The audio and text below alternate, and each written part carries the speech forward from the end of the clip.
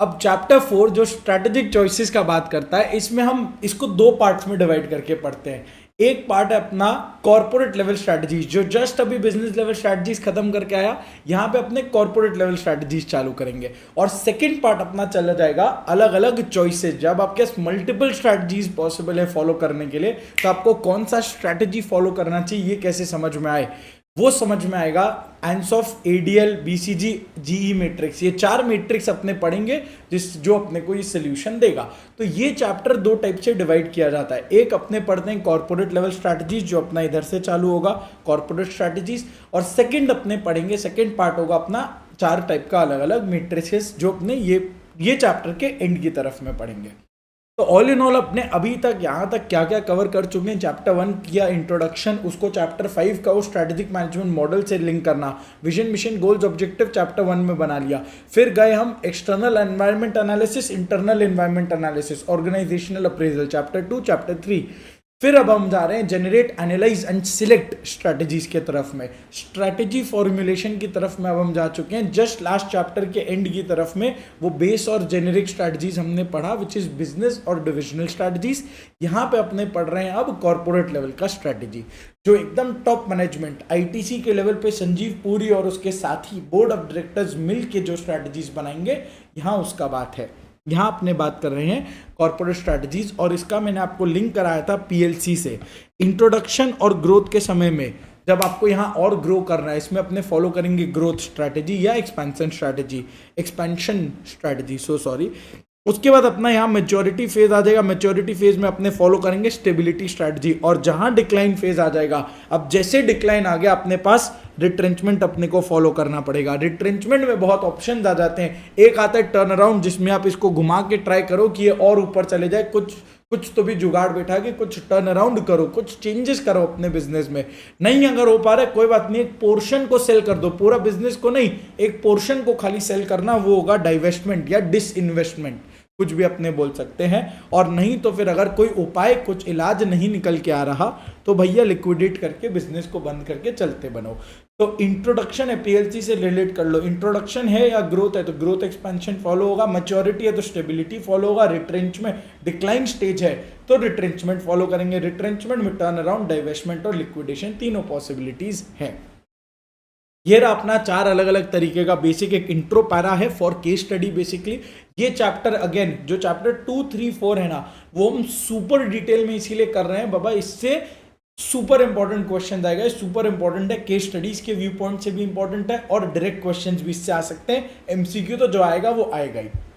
और types and features of corporate strategies, यहां अपने कॉर्पोरेट स्ट्रैटेजीज का सारा बात कर रहे हैं। कोई भी कॉर्पोरेट स्ट्रैटेजी को लेके अगर आपका केस स्टडी आया, कोई भी केस स्टडी के लिए आपका ये 4 पॉइंट्स काम आ सकता है। तो सिंपल सा इतना ही बात है। अगर स्टेबिलिटी है तो मतलब आपको अपने करंट बिजनेस में, करंट प्रोडक्ट, करंट मार्केट में मैच्योरिटी फॉलो करते हुए रहना है। एक्सपेंशन है तो इसका मतलब क्या, नए बिजनेस में जाएंगे, ये जो रिलेटेड हो सकता है या अनरिलेटेड हो सकता है। नया बिजनेस या नया मार्केट, नया प्रोडक्ट में जाना है, वो अपने देखेंगे, सब डिटेल में देखेंगे। रिट्रेंचमेंट में क्या हो गया कि भैया आप ड्रॉप कर रहे हो सम ऑफ द एक्टिविटीज, या सेल आउट कर दे रहे हो, लिक्विडेट कर दे रहे हो। जो 3 चीज, टर्न अराउंड, डाइवेस्टमेंट, लिक्विडेशन, इससे बहुत बेटर कंटेंट अंदर में लिखा हुआ है, उसको यहाँ पे अपने लिख देंगे। कॉम्बिनेशन क्या हुआ, एक बहुत बड़ी ऑर्गेनाइजेशन जैसे कि कॉन्ग्लोमेरेट, समझो अदानी, टाटा, रिलायंस, ITC, ये लोग कोई एक स्ट्रैटेजी तो नहीं फॉलो कर सकते ना हर समय। हर बिजनेस के लिए बोलेंगे ग्रोथ फॉलो करें, नहीं रे बाबा। ITC के लिए अपने डिस्कस करते हैं, टोबैको में अभी वो मेजॉरिटी में है, होटल और FFCG में अभी वो ग्रोथ फॉलो कर रहा है, और कुछ जैसे विल्स लाइफस्टाइल, जॉन प्लेयर्स, उसने डाइवेस्ट करके भी वो निकल चुका है। तो ITC को कॉम्बिनेशन फॉलो करना पड़ता है। वेरियस स्ट्रैटेजिक ऑल्टरनेटिव्स है, वो परम्यूटेशन कॉम्बिनेशन में फॉलो करेगा। तो सबसे पहला देख लेते हैं स्टेबिलिटी क्या है। स्टेबिलिटी छोटा सा पिद्दू सा स्ट्रैटेजी, कुछ नहीं है उसमें, कैरेक्टरिस्टिक्स, 3 छोटे छोटे टॉपिक्स है, उसको एक बार देख लेते हैं। स्टेबिलिटी मतलब क्या, जहां तुम हो वही जगह को संभाल के रखो, अपने घर को बचा के रखो। इसका ये मतलब नहीं है कि इसमें डू नथिंग, कुछ नहीं करना, हाथ पे हाथ धर के बैठ जाने का है, बिल्कुल नहीं। यहाँ इसका मतलब क्या है, you have to continue in the chosen business path. You have to continue in the chosen business path. जो स्ट्रैटेजी तुम फॉलो कर रहे हो, जो तुम्हारा सेल्स लेवल है आज के दिन, जो तुम्हारा प्रॉफिटेबिलिटी है, जो तुम्हारा कैश फ्लोज है, बस तुमको ये कंटिन्यू करते रहना है। ना तुमको कोई बहुत ज़्यादा ग्रो करना है, ना तुमको उसमें ज़्यादा कुछ छेड़छाड़ करना है। जैसा चल रहा है बस वैसा चलने दो। कब फॉलो करें? When will a company follow stability strategy? कब फॉलो करें? दो चीज, जब भैया तुम अपने सेम सिमिलर मार्केट में हो, ज्यादा कुछ नया मार्केट में नहीं जाना है, और जब तुम सेम या सेम सिमिलर प्रोडक्ट्स में हो। देखो इधर एग्जिस्टिंग मार्केट, सिमिलर मार्केट और सिमिलर प्रोडक्ट्स में तुमको डील करना है। ना कोई नया मार्केट चाहिए, ना कोई नया प्रोडक्ट में जाना है। नेक्स्ट, जब तुम मेच्योरिटी फेज में हो, मेच्योरिटी फेज में अभी बताया था पीएलसी में, तो सेम सिमिलर मार्केट या सेम सिमिलर प्रोडक्ट, और मेच्योरिटी फेज में जब अपने हैं तो स्टेबिलिटी फॉलो करेंगे। अब जब स्टेबिलिटी फॉलो कर रहा है, इसका मतलब क्या? जो मार्केट शेयर अपना है वो सफिशिएंट है, जितना है काफी है, सफिशिएंट मार्केट शेयर है, और ज्यादा इसमें ग्रो नहीं करना है। जैसे फॉर एग्जांपल जियो, अब जियो जहां पे है, जितना उसका मार्केट शेयर है लगभग 45% के पास, वही उसका रहने वाला है, उससे ज्यादा कोई ग्रो नहीं करेगा। कुछ एयरटेल के पास जाएंगे, कुछ जियो के पास जाएंगे, बस वही तोड़ मड़ोड़ चलता चला जाएगा। तो सफिशिएंट मार्केट शेयर है, इससे ज्यादा भी नहीं चाहिए, बस इसको जाने भी नहीं देना है, तो इसको रिटेन करके रखना है। रिटेन करने के लिए रिटेन करेंगे इसको, इसका ये मतलब नहीं है कि it is a do nothing strategy. Characteristics क्या है स्टेबिलिटी का? 8 कैरेक्टरिस्टिक्स है, सुपर इंपॉर्टेंट, ध्यान से सुनते हुए चले जाना। स्टेबिलिटी पहले तो मतलब क्या? Same product same market, existing product existing market, नया कुछ नहीं चाहिए अपने को जीवन में। दूसरा, मॉडेस्ट ग्रोथ है, बहुत ज्यादा हाईफाई ग्रोथ नहीं चाहिए अपने को, मॉडेस्ट सिंपल ग्रोथ है, जितना आ रहा है काफी है, उतना ही चाहिए बस। तीसरा, अब जब एग्जिस्टिंग प्रोडक्ट और एग्जिस्टिंग मार्केट है, हम बिजनेस को रीडिफाइन नहीं कर रहे, जो एग्जिस्टिंग अपना स्कोप ऑफ द बिजनेस है बस वही कंटिन्यू करना है। ना कोई नया प्रोडक्ट में जाना है, ना कोई कम करना है प्रोडक्ट को, ना किसी नए मार्केट में जाना है, ना मार्केट को कम करना है। जो एग्जिस्टिंग स्कोप है उसी को कंटिन्यू करना है। अगर आप स्कोप को बड़ा कर रहे हो, नए प्रोडक्ट या नए मार्केट में जा रहे हो, तो वो रीडिफाइन करना हो गया। अगर आप स्कोप को और छोटा कर रहे हो एग्जिस्टिंग से, मतलब कोई प्रोडक्ट को कट कर दिया, कोई मार्केट को कट कर दिया, that means you are reducing redefining your business, और आप अपने स्कोप को कम कर रहे हो। यहाँ पे क्या होता है, स्टेबिलिटी में स्कोप कांस्टेंट है, आप चेंज नहीं करते। ये तीसरा पॉइंट हुआ। चौथा अपने जाते हैं एग्जिस्टिंग जो रिसोर्सेज है काफी है, कॉन्सेंट्रेट कर लो एग्जिस्टिंग रिसोर्सेज पे, नई इन्वेस्टमेंट्स अपने को नहीं चाहिए। पांचवा, नई इन्वेस्टमेंट, फ्रेश इन्वेस्टमेंट्स नहीं चाहिए, देयरफॉर रिस्क क्या है? कम है, रिस्क भी कम है, आराम से एक सेफ स्ट्रेटेजी है, स्टेटस को फॉलो होता चला जाएगा। तो जो अपना एफिशिएंसी, अपना फिर फोकस क्या करेंगे, क्या जो एफिशिएंसीज है ना एग्जिस्टिंग बिजनेस में, एफिशिएंसी क्रिएट करने का अपना टारगेट होगा। तो कैरेक्टरिस्टिक का 8 पॉइंट, पहला सेम प्रोडक्ट सेम मार्केट में रहना है, मॉडेस्ट ग्रोथ है, रीडिफाइन नहीं करेंगे बिजनेस को। चौथा, एग्जिस्टिंग रिसोर्सेज पे कॉन्सेंट्रेट करेंगे, फ्रेश इन्वेस्टमेंट्स नहीं चाहिए, देयरफॉर रिस्क इज लेस, और वो सेफ स्ट्रैटेजी है, स्टेटस को है। स्टेटस को बोले तो मेंटेन एग्जिस्टिंग स्टेटस, चेंज नहीं करना अपने को। और जो करेंगे क्या फिर, जो अपने बिजनेस का एफिशिएंसी है उसको बढ़ाते हुए चलेंगे, बेटर करते हुए चलेंगे। यूटिलाइजेशन ऑफ रिसोर्सेज थोड़ा सा बेटर कर लो, कॉस्ट कम कर लो, यही सब आप कर पाओगे। मार्केट शेयर बहुत ज्यादा अब चेंज नहीं हो सकता, ग्रोथ बहुत ज्यादा अब नहीं आने वाला।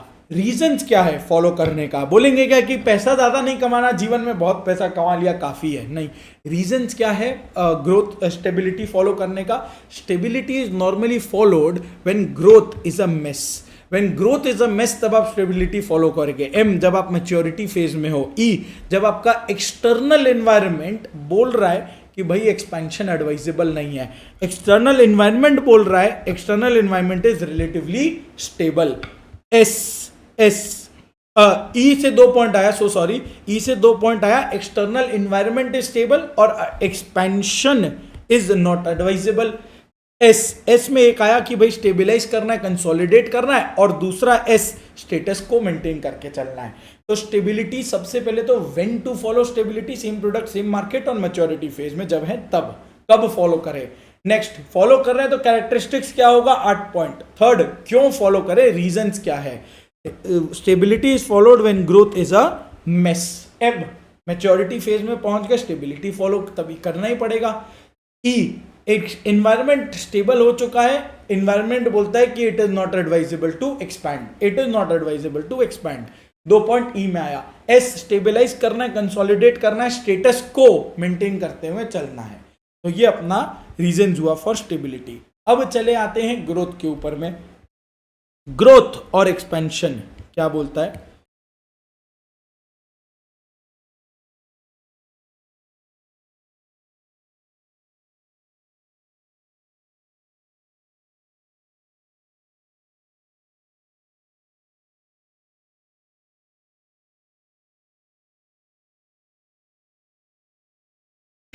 अरे ग्रोथ और एक्सपेंशन क्या बोलता है? ग्रोथ कुछ नहीं है, ग्रोथ मतलब क्या, आपको रीडिफाइन करना है। स्टेबिलिटी में जो हम सेम प्रोडक्ट सेम मार्केट में थे, अब या तो हमको नया प्रोडक्ट बनाना है या नए मार्केट में जाना है या बोथ। तो देखो रीडिफाइन कर रहे हैं अपने बिजनेस को, बोले तो कोई नया प्रोडक्ट में जा सकते हैं या नया मार्केट में जाना है। नया मार्केट मतलब क्या, नए कस्टमर्स को टारगेट करेंगे, नया ज्योग्राफिकल मार्केट में जाएंगे। मार्केट मतलब दोनों होता है, कस्टमर या ज्योग्राफी दोनों। तो नया प्रोडक्ट नया मार्केट, दोनों में से कोई एक भी चलेगा या दोनों भी चलेगा। This is redefining the business. और रीडिफाइन मतलब क्या, हम स्कोप को बढ़ा रहे हैं, इन्वेस्टमेंट लगेगा इसके लिए, स्कोप को बढ़ाना है अपने को। अब कैरेक्टरिस्टिक्स क्या है? कुछ नहीं, ऑपोजिट ऑफ स्टेबिलिटी। ये सब में ज्यादा टाइम पास मत करना। Growth is nothing but opposite of stability. जो जितना सारा वहां पे पॉइंट्स पड़ा, मॉडेस्ट ग्रोथ था, यहाँ पे हाई ग्रोथ होगा, अग्रेसिव ग्रोथ होगा। वहां इन्वेस्टमेंट्स नहीं चाहिए थे, यहाँ इन्वेस्टमेंट्स चाहिए। वहां रीडेफिनेशन नहीं था, यहाँ रीडेफिनेशन है। वहां पे सेफ स्ट्रेटेजी था, यहाँ पे कंपेरेटिवली ज्यादा रिस्क है। वहां स्टेटस को था, यहाँ स्टेटस को नहीं है। बस यही सारे पॉइंट्स आएंगे और क्या। और लास्ट में एक पॉइंट ये ऐड किया जा सकता है भाई, it is a highly versatile strategy. Highly versatile strategy बोले तो बहुत सारे ऑप्शंस अवेलेबल हैं ग्रोथ के। ग्रो करना आपको, मान लिया बात, बट ग्रोथ कैसे करना है उसके बहुत सारे ऑप्शन यहाँ पे अवेलेबल है। आपको जो ऑप्शन सूटेबल लगे आप वो फॉलो कर लो। तो ये रहा टाइप्स ऑफ ग्रोथ और एक्सपेंशन स्ट्रैटेजी। ग्रोथ और एक्सपेंशन स्ट्रैटेजी का अगर मैं आपसे बात करूं तो सबसे पहले ग्रोथ डिवाइड होता है दो पार्ट में। एक होता है इंटरनल ग्रोथ, दूसरा होता है एक्सटर्नल ग्रोथ। इंटरनल ग्रोथ बोले तो इंटरनल ग्रोथ हुआ जो आप खुद का फैक्ट्री सेटअप कर रहे हो, ग्रो कर रहे हो, नया प्रोडक्ट बिल्ड कर रहे हो, नए मार्केट में जा रहे हो। एक्सटर्नल ग्रोथ क्या हुआ? एक्सटर्नल ग्रोथ हुआ कि कोई और एग्जिस्टिंग कंपनी को खरीद लिया और अपने में मर्ज कर लिया, जो रिलायंस कर रहा है आज के दिन में। एग्जिस्टिंग कंपनी को खरीद लिया, मर्ज कर लिया। बायजूस और आकाश का एग्जाम्पल, कितना सारा हम क्लास में एग्जाम्पल लेते हैं, वो सारा एग्जाम्पल्स। तो इंटरनल ग्रोथ में क्या है बाबा, टाइम कम लगेगा, टाइम ज्यादा लगेगा, कॉस्ट कम लगेगा, राइट। और एक्सटर्नल ग्रोथ में कॉस्ट ज्यादा लगेगा, टाइम कम लगेगा, करेक्ट। तो ये वाला अपना चक्कर है। इंटरनल ग्रोथ का अगर बात करें, अब एक्सटर्नल ग्रोथ बड़ा सिंपल था, इसको यहीं पे निपटा दो। एक्सटर्नल ग्रोथ में दो ही होता है, आपको नए कंपनी का हेल्प चाहिए। कैसे आएगा? या तो एमएनडे करो, नई कंपनी को अक्वायर करो या मर्ज करो उसके साथ, और स्ट्रैटेजिक अलायंस में चले जाओ। तो एक्सटर्नल ग्रोथ तो सिंपल था, दो तरीका हो गया, एमएनडे या स्ट्रैटेजिक अलायंस, बात खत्म। इंटरनल ग्रोथ है मेन मुद्दे का बात। इंटरनल ग्रोथ में आपको चार तरीके से आप बात करते हो। इंटरनल ग्रोथ में चार तरीका, और यही सेम चार तरीका अपना एंसॉफ आ जाता है। यही सेम चार तरीका अपना एंसॉफ मैट्रिक्स से भी कवर करता है। तो इसको अगर कवर कर लिया, एंसॉफ मैट्रिक्स भी यहीं पे डन हो जाएगा। तो चार तरीका ग्रोथ करने का क्या है? सबसे पहले तो इसको यूएस में आईफोन बेच रहा है, इतना बेच रहा है कि अब हर जन के हाथ में आईफोन है। कैसे ग्रो करें एप्पल? तो उसके पास ऑप्शन क्या है? ये हो गया मार्केट पेनिट्रेशन। सबसे पहला बेसिक, भाई अपने मार्केट में इतना पेनिट्रेट कर लो, इतने अंदर तक घुस जाओ, हर एक कस्टमर के हाथ में तुम्हारा फोन होना चाहिए। That is basic first form of growth, market penetration. Next, जब तुम मार्केट पेनिट्रेशन कर चुके हो, यानी हर एक जन के हाथ में तुम्हारा फोन है, अब तुमको क्या करना है? अब तुम उन्हीं कस्टमर्स को अपना नया प्रोडक्ट बना के दे दो। आईफोन के जगह आईपैड उनको दे दिया। आईफोन तो यूज कर ही रहे थे, ट्रस्ट है, अब आईपैड भी यूज कर लेंगे। प्रोडक्ट डेवलपमेंट, तो सबसे पहले मार्केट पेनिट्रेशन तो था ही, अब उन्हीं मार्केट को नया प्रोडक्ट बना के दे दिया। एग्जांपल राइट साइड में पढ़ना, यूएस में आईफोन बनाया और आईफोन को बेचा, जितना हद तक डिस्काउंट वगैरह के थ्रू डिस्काउंट प्रोडक्ट को थोड़ा बहुत चेंज किया, फाइन ट्यून किया। 12 से 13, 13 से 14, 14 से 15, 15 से 16 ला के बेचे जा रहे हैं यूएस के अंदर में आईफोन। फिर अब जब मार्केट सैचुरेट हो गया, लगा ग्रो करना है, तो नया प्रोडक्ट बनाया या नए मार्केट में गए। जब नया प्रोडक्ट बनाया तो iPad, MacBook, AirPods, Apple watch सब कुछ बेच दिया यूएस में। प्रोडक्ट चेंज हुआ, मार्केट वही है, यूएस ही है अभी भी, बट यहां रिलेटेड प्रोडक्ट्स बना रहे हैं, याद रखना। बट यहां पे रिलेटेड प्रोडक्ट्स बना रहे हैं और एकदम जो करंट कस्टमर्स को बेचे जाते हैं। यहां मार्केट बिल्कुल चेंज नहीं हो रहा, वही सेम कस्टमर एप्पल का आईफोन यूज कर रहा है और वही सेम कस्टमर एप्पल का आईपैड यूज कर रहा है। सिंपल हिसाब किताब यही बात बोलता है। एप्पल का आईपैड है, एप्पल का आईफोन है, सिंपल हिसाब किताब यही बात बोल रहा है। तब हो रहा है प्रोडक्ट डेवलपमेंट, यहां कोई मार्केट चेंज नहीं होता। थर्ड अपना ऑप्शन आ गया, मार्केट तुम चेंज कर लो। अगर मार्केट चेंज कैसे हुआ, जब तुम आईफोन यूएस के बजाय अब तुम इंडिया में ले आए बेचने के लिए, तो तुम्हारा मार्केट बदल गया, बट प्रोडक्ट सेम ही है। तो ये हो गया अपना मार्केट पेनिट्रेशन क्या, existing product in the existing market. Product development क्या है, प्रोडक्ट न्यू, अब नाम से प्रोडक्ट डेवलपमेंट, नया product in the existing market. Market development क्या, नाम से मार्केट को चेंज किया, तो न्यू मार्केट बट प्रोडक्ट अपना एग्जिस्टिंग है। करेक्ट है, करेक्ट है। तो ये तीन तरीका हुआ। और चौथा तरीका क्या है, जब तुमको न्यू प्रोडक्ट में भी जाना है और न्यू मार्केट भी क्रिएट करना है, तो ये अपना हो गया डाइवर्सिफिकेशन। ये अपना हो गया डाइवर्सिफिकेशन। तो ब्रॉडली दो तरीके के स्ट्रैटेजीज होते हैं ग्रोथ में, इंटरनल ग्रोथ का बात कर रहे हैं हम लोग। एक होता है इंटेंसिफिकेशन, मतलब तुम अपने एग्जिस्टिंग प्रोडक्ट या एग्जिस्टिंग मार्केट को और ज्यादा इंटेंसिफाई कर रहे हो। Market penetration, existing product existing market. Market development, new market existing product. और प्रोडक्ट डेवलपमेंट, एग्जिस्टिंग मार्केट में नया प्रोडक्ट ला दिया। करेक्ट। मार्केट डेवलपमेंट क्या हुआ, एग्जिस्टिंग प्रोडक्ट को नए मार्केट में ले गए। तो ये रहा अपना इंटेंसिफिकेशन डन। सेकंड क्या है, डाइवर्सिफिकेशन क्या हुआ, डाइवर्सिफिकेशन हो गया बाबा new product and new market. यहां दोनों ही नए हो रहे हैं, मार्केट भी चेंज हो रहा है क्योंकि तुम नई मार्केट में जा रहे हो, नए टाइप के कस्टमर्स को केटर कर रहे हो, और तुम्हारा प्रोडक्ट भी बदल रहा है, एक नया प्रोडक्ट तुम लेकर आ रहे हो। अब रहा बात डाइवर्सिफिकेशन, तुम्हारे इस चैप्टर का सबसे इंपॉर्टेंट पार्ट है ये डाइवर्सिफिकेशन वाला कहानी। ये डाइवर्सिफिकेशन को समझ गया तो तुम्हारा पूरा ये कहानी डन हो जाएगा। इधर आ जाओ, डाइवर्सिफिकेशन को समझते हैं। देखो, diversification is another strategy. Diversification का खास बात क्या है, डाइवर्सिफिकेशन में प्रोडक्ट तो चेंज हो ही रहा है, प्रोडक्ट तो चेंज हो ही रहा है, और यहाँ पे मार्केट भी चेंज हो रहा है, मार्केट भी चेंज हो रहा है। अब मार्केट में हो सकता है कस्टमर, मार्केट में हो सकता है ज्योग्राफी, कुछ भी चेंज हो रहा, कोई दिक्कत नहीं है, दोनों में दोनों ही मार्केट होते हैं। प्रोडक्ट जो है ना, प्रोडक्ट में हो सकता है रिलेटेड, अरे यार, प्रोडक्ट में हो सकता है वो रिलेटेड प्रोडक्ट चेंज हो या अनरिलेटेड प्रोडक्ट चेंज हो। इसीलिए हम बोलते हैं डाइवर्सिफिकेशन जो है, डाइवर्सिफिकेशन इज रिलेटेड और diversification is unrelated. Related diversification जो है हम उसको बोलते हैं कॉन्सेंट्रिक डाइवर्सिफिकेशन, और अनरिलेटेड को हम बोलते हैं conglomerate diversification. Conglomerate diversification. Concentric को फिर से दो पार्ट में डिवाइड कर दिया, वर्टिकल और हॉरिजॉन्टल। और कॉन्ग्लोमरेट के अंदर और दो पार्ट्स आ जाते हैं, वर्टिकल और हॉरिजॉन्टल। और एक तीसरा टाइप का डाइवर्सिफिकेशन आता है थोड़ा अलग, जहां प्रोडक्ट को बहुत मेजर वे में चेंज कर रहे हैं, इनोवेशन।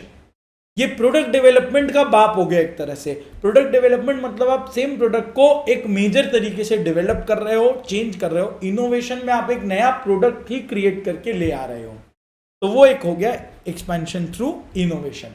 तो डाइवर्सिफिकेशन में ब्रॉड डाइवर्सिफिकेशन माने क्या, इंटरनल ग्रोथ का अगर बात करें, इंटेंसिफिकेशन, डाइवर्सिफिकेशन। इंटेंसिफिकेशन बोले तो मार्केट पेनिट्रेशन, मार्केट डेवलपमेंट या product development.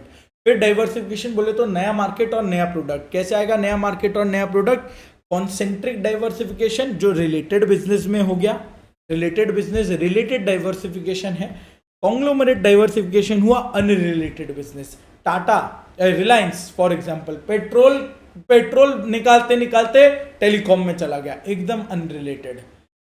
Concentric diversification related, हमने बहुत ब्यूटीफुली आईटीसी का एग्जांपल लिया था, मैं आपको इधर दिखा दूंगा। कॉन्सेंट्रिक डाइवर्सिफिकेशन क्या है, जहां पे आपके प्रोडक्ट्स जो हैं वो रिलेटेड हो। रिलेटेड प्रोडक्ट्स हैं, कैसे रिलेटेड है भाई, या तो प्रोसेस सेम होगा, प्रोडक्शन प्रोसेस सेम होगा, टेक्नोलॉजी सेम होगी, या फिर आपका मार्केटिंग का तरीका सेम होगा। Similar process, similar technology, similar marketing, तीनों में से अगर कुछ भी सिमिलैरिटी आ गया ना, तो फिर आपका रिलेटेड डाइवर्सिफिकेशन हो जाएगा। प्रोसेस बोले तो प्रोडक्शन का तरीका सेम होगा, जैसे 4 व्हीलर 2 व्हीलर के केस में। टेक्नोलॉजी बोले तो आईपैड, आईफोन सिमिलर हो गए, सिमिलर टेक्नोलॉजीज है, बस स्क्रीन साइज ऊपर नीचे है। मार्केटिंग बोले तो डिस्ट्रीब्यूशन चैनल, मार्केट में ले जाने का तरीका सिमिलर है। सनफिश बिस्किट जाए या आईटीसी का सिगरेट जाए, या सनफिश बिस्किट जाए, दोनों का सिमिलर तरीका हो गया।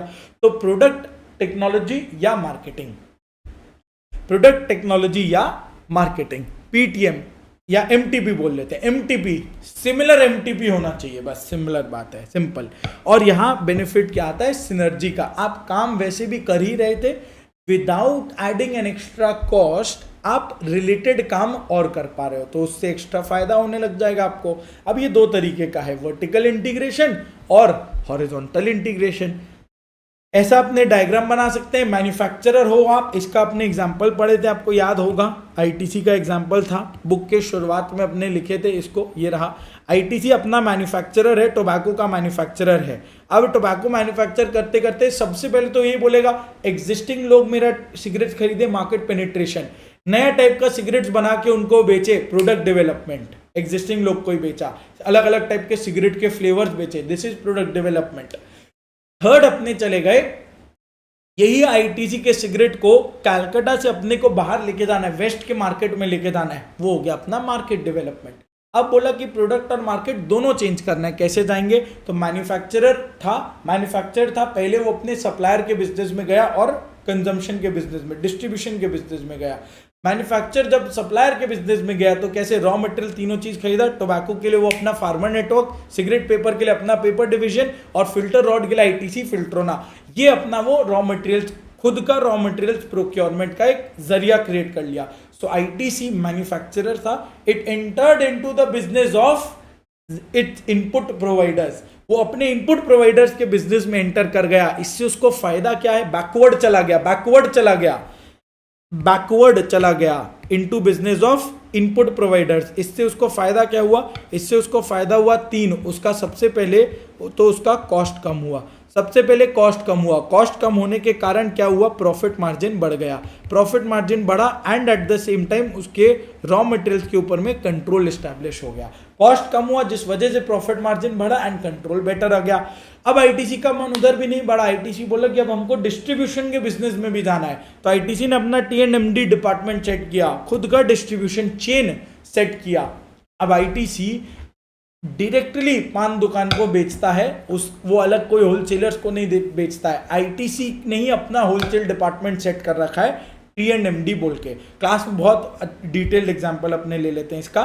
तो ये बैकवर्ड हो गया, ये फॉरवर्ड हो गया। इसको हम बोलते हैं रिलेटेड है ना एग्जिस्टिंग बिजनेस में, हाँ रिलेटेड है। अब अगर मान लो आईटीसी टोबैको बनाते बनाते वो निकोटीन फ्री च्युइंगम बना दे, वो भी तो रिलेटेड ही हो गया, प्रोडक्ट से रिलेटेड हो गया कहीं ना कहीं। ये निकोटीन है, यहाँ निकोटीन फ्री च्युइंगम बना रहा है, तो ये हो गया कॉन्सेंट्रिक। यही कॉन्सेंट्रिक का दो और ब्रेकअप आ जाता है, बैकवर्ड और फॉरवर्ड। सिंपल है, रिलेटेड डाइवर्सिफिकेशन रहा है यहाँ पे सारा। कैसे रिलेटेड है, या तो प्रोसेस से रिलेटेड है, टेक्नोलॉजी से रिलेटेड है, या मार्केटिंग से रिलेटेड है, एमटीपी। क्लियर है। अब आईटीसी बोला कि हमको मालबोरो को अक्वायर करना है, आईटीसी बोला कि हमको पॉसिबल नहीं है, हाइपोथेटिकल है। आईटीसी बोला कि हमको मालबोरो को अक्वायर करना है, हॉरिजॉन्टल इंटीग्रेशन।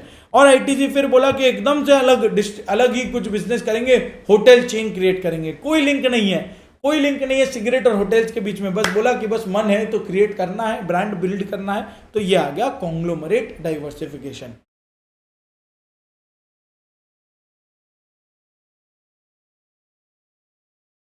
यहां पे देख लो, तो concentric diversification is of two types, क्या क्या, वर्टिकल और हॉरिजॉन्टल। वर्टिकल अगर बोले तो क्या है, vertically linked product process chain में आप बैकवर्ड जा रहे हो या फॉरवर्ड जा रहे हो। बैकवर्ड जा रहे हो मतलब entering into the business of input providers. तीन फायदा है इसका, प्रॉफिट। सबसे पहले तो देखो कॉस्ट ऑफ प्रोडक्शन कम होगा, कॉस्ट कम होगा, प्रॉफिट्स बढ़ जाएंगे इसके वजह से, ग्रेटर प्रॉफिट्स और आपका ग्रेटर कंट्रोल आएगा। नेक्स्ट आप जा रहे हो फॉरवर्ड इंटीग्रेशन। फॉरवर्ड इंटीग्रेशन बोले तो you move forward in the value chain, और आप क्या बन रहे हो, आप अपने ही बिजनेस के प्रोडक्ट्स को यूज कर रहे हो। You are becoming a user of your own products, मतलब डिस्ट्रीब्यूशन चैनल के बिजनेस में जा रहे हो। जैसे एग्जाम्पल बुक में भी बहुत अच्छा एग्जाम्पल लिखा है, अ कॉफी बीन मैन्युफैक्चरर। जैसे स्टारबक्स, तुम समझो अपना ही कैफे चालू कर ले, तो स्टारबक्स तो कॉफी बीन बना रहा है, कॉफी बीन वो खुद का अपना मैन्युफैक्चरिंग कर रहा है और कैफे भी चालू कर लिया। Coffee bean starts with a coffee cafe, starts its own coffee cafe. Clear है। फिर अपने चले गए horizontal integration, horizontally integrated. Horizontal integration में क्या है, यहाँ एक्विजिशन मैंने आपको बताया था ना, यहाँ ये लोग वर्ड एक्विजिशन लिख के रखे हैं तो अपने भी वही लिख देंगे, हालांकि ये गलत है, एक्विजिशन नहीं हो सकता, वो डाइवर्सिफिकेशन नहीं हुआ, वो तो फिर मर्जर एंड एक्विजिशन हो जाएगा एक्सटर्नल, बट जो भी है अपने यही लिख के आएंगे। एक्विजिशन कर रहा है किसका, एक सिमिलर बिजनेस का जो सेम स्टेज में है, जो खुद एक मैन्युफैक्चरर है, सिमिलर बिजनेस है। सिमिलर बोले तो या तो बीसीसी बाय प्रोडक्ट होगा, कॉम्पिटिटर का प्रोडक्ट होगा, या कॉम्प्लीमेंट्री प्रोडक्ट्स होंगे। कॉम्पिटिटर बोले तो सब्स्टिट्यूट हो गया एक तरीके से, तो बाय प्रोडक्ट है या नहीं तो कॉम्पिटिटर प्रोडक्ट है या कॉम्प्लीमेंट्री प्रोडक्ट है। जैसे टी शर्ट के साथ pant, jeans, complementary products. By product में हो गया शुगर के साथ मोलासेस, टी एंड कॉफी अपना हो गया competitors product. Substitutes T and sugar हो गए कॉम्प्लीमेंट्री प्रोडक्ट्स। कहीं से भी अगर तुम इस तरीके से रिलेटेड हो, अगर तुम उसके मैन्युफैक्चरर बन रहे हो, ये एक हॉरिजॉन्टल इंटीग्रेशन है। और हॉरिजॉन्टल और वर्टिकल अगर तुम दोनों देख लो तो इट मींस कि तुम कॉन्सेंट्रिक डाइवर्सिफिकेशन कर रहे हो। तो diversification 3 type, concentric, conglomerate, innovation. Concentric का आपने ये बात देख लिए। अब देख लो इधर, यहां पे अपना मैन्युफैक्चरर है, मैन्युफैक्चरर अगर ऊपर जा रहा है this is called backward integration, manufacturer अगर नीचे आ रहा है it is called forward integration, और मैन्युफैक्चरर अगर उसी लाइन में कोई और कंपनी को खरीद रहा है तो उसको हम बोलेंगे हॉरिजॉन्टल। वो और कोई कंपनी क्या हो सकता है, बाई प्रोडक्ट, कॉम्पिटिटर प्रोडक्ट या कॉम्प्लीमेंट्री प्रोडक्ट्स हो सकते हैं। फिर अपने गए कॉन्ग्लोमरेट। कॉन्ग्लोमरेट क्या हुआ भाई, कॉन्ग्लोमरेट में देखो 5 बार एक ही चीज लिखा है। कॉन्ग्लोमरेट बोले तो जिसका कोई लिंकेज नहीं है एग्जिस्टिंग प्रोडक्ट से, डिसजॉइंटेड है, कंप्लीटली अनरिलेटेड है, एकदम से अनरिलेटेड है, उसका कोई कनेक्शन नहीं है, कोई लिंकेज नहीं है, एकदम डिसजॉइंटेड है, कोई कॉमन थ्रेड ही नहीं है। ना तो कहीं प्रोडक्ट सिमिलर है, ना कोई मार्केट सिमिलर है, ना कोई प्रोसेस सिमिलर है, और ना ही कोई टेक्नोलॉजी सिमिलर है। जो चीज कॉन्ग्लोमरेट में सिमिलर था, एमटीपी, प्रोडक्ट, मार्केट, टेक्नोलॉजी, वो सब कुछ यहां पे एकदम अलग है, एकदम अनरिलेटेड चलता है। जैसे एक सीमेंट मैन्युफैक्चरर रबड़ प्रोडक्ट्स में चले जाए, अरे भाई ये कैसे हो गया, सीमेंट वाला रबड़ में कैसे जा सकता है, एकदम अनरिलेटेड चीज है। क्लियर है यहाँ पे, पक्का डन है। फिर अपने चलते हैं लास्ट वाला, इनोवेशन। तो अभी अपने कर लिए डाइवर्सिफिकेशन में कॉन्सेंट्रेटेड और कॉन्ग्लोमरेट। इसका बहुत सारे एग्जांपल्स अपने क्लास में ऑलरेडी देख लिए थे, आईटीसी में होटल और सिगरेट, रिलायंस में जियो और टोबैको, बहुत सारा ऐसा एग्जांपल्स चला देंगे। टाटा का तुम देख लो, सब कुछ ही है, टाटा गाड़ी बना रहे और टाटा सॉल्ट बना रहे, कोई रिलेशन है क्या, बिल्कुल भी नहीं ना। फिर आ जाओ इनोवेशन। इनोवेशन अगर बात करें, इनोवेशन मतलब क्या, आप अपने एग्जिस्टिंग प्रोडक्ट को बहुत मेजर वे में अपग्रेड कर रहे हो, बहुत मेजर वे में अपग्रेड कर रहे हो। देखो अगर माइनर कुछ अपग्रेडेशन है ना, माइनर अपग्रेडेशन है जो तुम्हारे कोई और नए मार्केट को पसंद नहीं आएगा, तुम्हारे एग्जिस्टिंग मार्केट को ही पसंद आ जाएगा, वो हो जाएगा प्रोडक्ट डेवलपमेंट। वहां मार्केट चेंज नहीं हो रहा ना, सिर्फ प्रोडक्ट चेंज हो रहा है। यहां पे क्या हो रहा है, जब तुम एग्जिस्टिंग प्रोडक्ट को ऐसा अपग्रेड कर रहे हो जिसके वजह से और नए कस्टमर्स तुम्हारे प्रोडक्ट की तरफ अट्रैक्ट हो गए, तुम प्रोडक्ट या प्रोसेस को बहुत मेजर वे में अपग्रेड कर दिया तुमने, जिसके वजह से और नए कस्टमर्स अट्रैक्ट हुए, एंड ऑब्वियसली तो उसको हम लोग क्या बोलेंगे, इनोवेशन। उसको हम लोग बोलेंगे इनोवेशन। इसका फायदा क्या होता है इनोवेशन का, इनोवेशन से तुम्हारा मार्केट शेयर बढ़ सकता है, रेवेन्यू, प्रॉफिटेबिलिटी बढ़ सकता है, एंड सबसे ज्यादा कस्टमर सेटिस्फैक्शन बढ़ेगा, सबसे ज्यादा कस्टमर सेटिस्फैक्शन बढ़ेगा।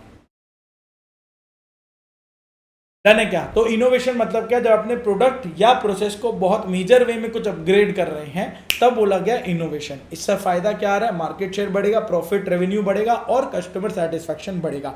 ऑब्वियसली इसका डिसएडवांटेज क्या आ रहा है, डिसएडवांटेज आ रहा है बाबा ये अननेसेसरी एक्सपेंस ऐड कर देगा तुम्हारे लिए, अननेसेसरी एक्सपेंस ऐड कर देगा। But at the same time benefits of innovation क्या है, बेनिफिट्स ऑफ इनोवेशन जो तुमको लॉन्ग टर्म में फायदा दे सकता है। 3 बेनिफिट्स हैं इसके। सबसे पहला, ये तुमको कॉम्प्लेक्स प्रॉब्लम सॉल्व करने में हेल्प किया है, टू सॉल्व कॉम्प्लेक्स प्रॉब्लम। जैसे आज के दिन ईवी, वो तुम्हारा पेट्रोल डीजल वाला जो फॉसिल फ्यूल्स वाला प्रॉब्लम है, वो प्रॉब्लम को सॉल्व किया, पोल्यूशन के प्रॉब्लम को सॉल्व कर रहा है EVs. It help to solve complex problems. एक इनोवेटेड प्रोडक्ट आया ईवी, दूसरा, प्रोडक्टिविटी इंक्रीज करवा सकता है, वो प्रोडक्टिविटी इंक्रीज कर सकता है अगर ऑटोमेशन कर लो। जैसे इस केस में ये मैराथन रिवीजन तुम्हारे लिए यहाँ पे सामने इस तरीके से अगर हम लोग टेक्नोलॉजी यहाँ पे यूज कर रहे हैं तो ये तुम्हारे लिए प्रोडक्टिविटी ऐड कर रहा है। तुम एट द सेम टाइम देख भी पा रहे हो, सुन भी पा रहे हो, फॉलो भी कर पा रहे हो, सब कुछ कर पा रहे हो, तो it increases productivity. Excel sheet, calculator, it aids to your productivity.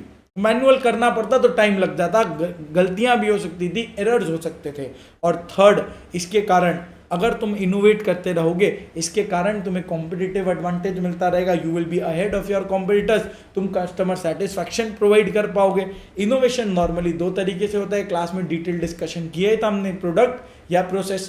Product में किया तो R&D का खर्चा बहुत ज्यादा होगा, तो जिसकी वजह से प्राइस बढ़ना ही है ऑफकोर्स।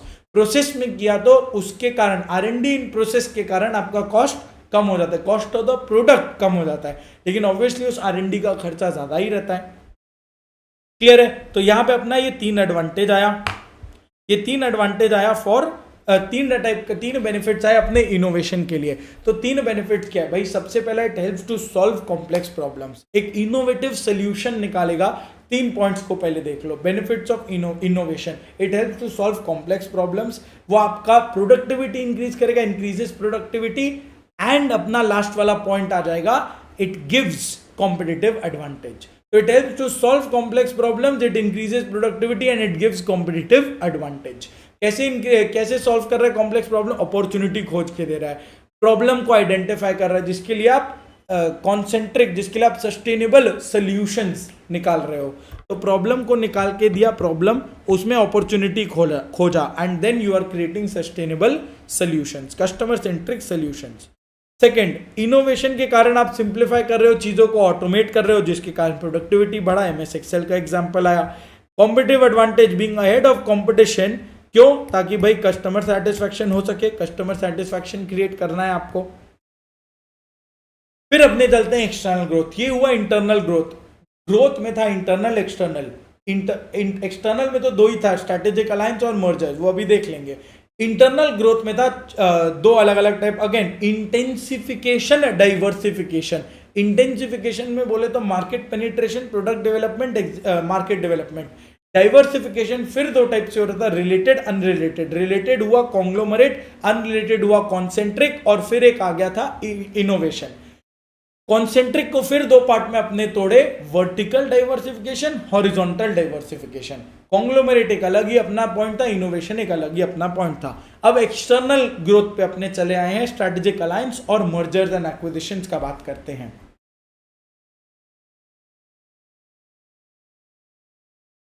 एक्सटर्नल ग्रोथ में अपना 2 पार्ट्स आ जाता है, एक स्ट्रेटेजिक अलायंस का और दूसरा मर्जर्स एंड एक्विजिशंस का। अगर मर्जर्स एंड एक्विजिशंस का अपने बात करें तो 2 ही सिंपल से टॉपिक्स है इसमें। सबसे पहला अपना difference between mergers and acquisitions क्या है, वो ये रहा यहाँ पे टेबल, ये अपने को पूछ सकता है कहीं पे।